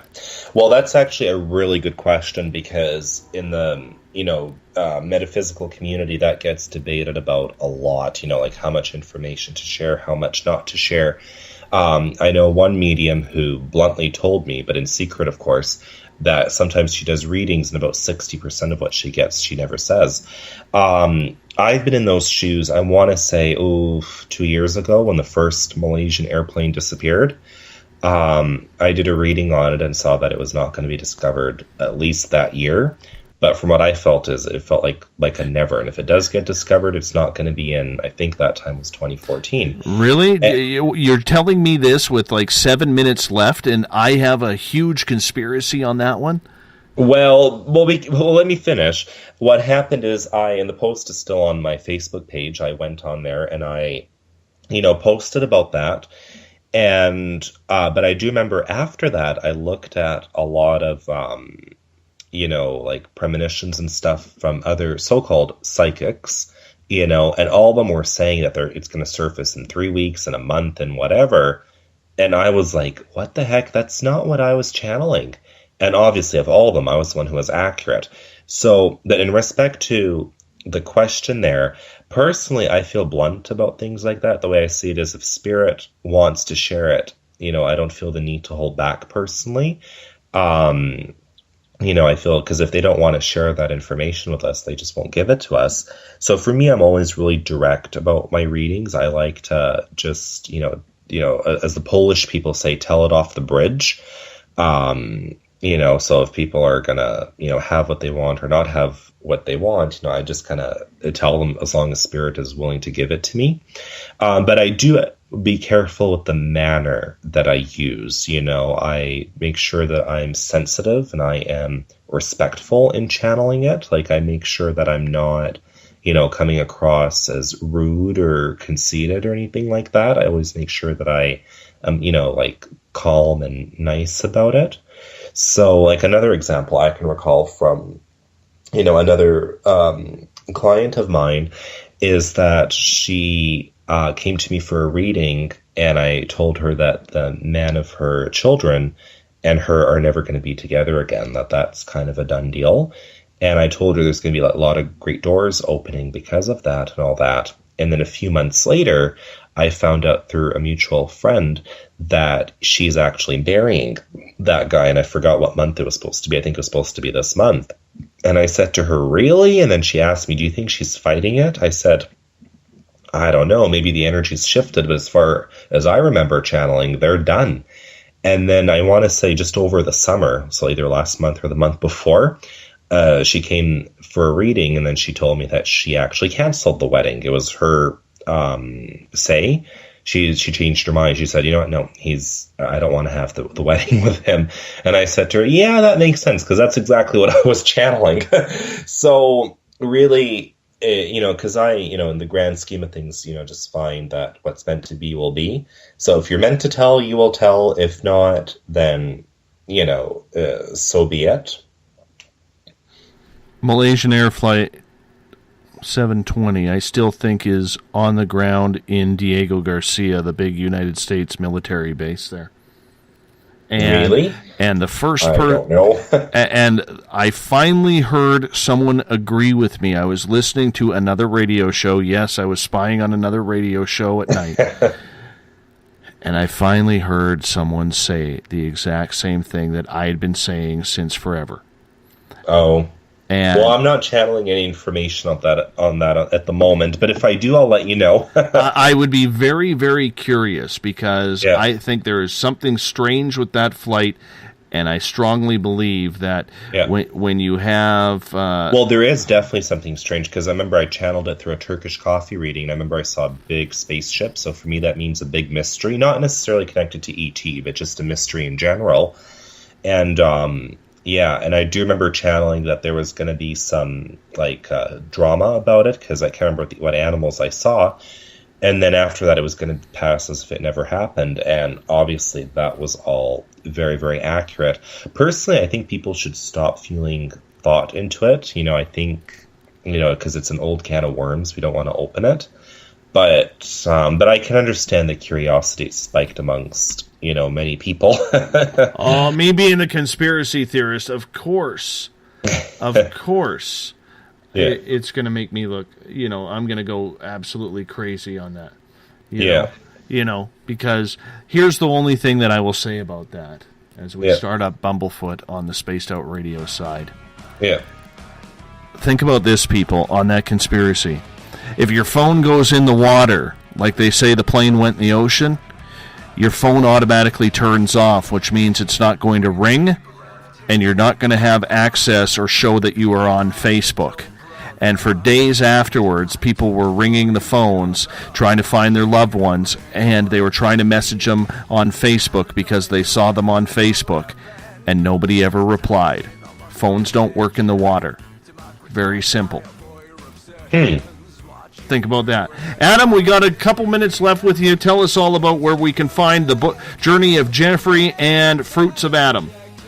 Sure. Well, for Fruits of Adam, it's all one word on YouTube. So if you just search, Fruits of Adam, my videos will appear. And then for the book, you can just buy it from Amazon directly. So you just go to Amazon and then search The Journey of Jeffrey. And then Jeffrey spelled Jefffery. And for those who live in the Vancouver area, it's available at Gypsy Moon, which is in Cloverdale, and one of my personal favorite shops, actually. And it's also available at Little Sisters downtown Vancouver. And it's available at Reflections, which is in the Tri-Cities part of the city. Mm-hmm. Adam Vaner, very nice to have you on Spaced Out Radio. Thank you. It was a pleasure. I was really looking forward to it was a lot of fun. Here. A lot of fun. I definitely enjoyed it. Excellent. I'm glad you did. That's what it's all about. My friend, I'm going to get you to hold on. I got to shut this thing down. So all right, we'll have fun. you stay right where you are. Space Out Radio tomorrow night has the crypto historian Rob Murphy on the air. Morphy. Gosh, I get him and the crypto guru all mixed up. But it's tomorrow night. We're going to hope that he can make it because he's helping a friend out through a tough time right now. She goes through chemotherapy starting tomorrow. So he's going to try and make the show. If not, we will have something on for you. And we will also, and Eric Cooper, yes, I see that you're saying, damn it, it's not a conspiracy theory. It is totally a conspiracy theory. I'm sticking with that. You can't change my mind, and I'll tug your beard as proof of that. Anyways, tomorrow night, 9 p.m. Pacific, midnight Eastern Time. Find all our shows on iTunes and on TuneIn. Our Spaced Out Radio YouTube channel, Spaced Out Radio Show. We will talk to you in exactly 21 hours from now. I'm looking forward to it. I hope you are as well, and I hope you're here. Bring some friends. Spread the love. Have a good one, everyone. We'll talk to you tomorrow night.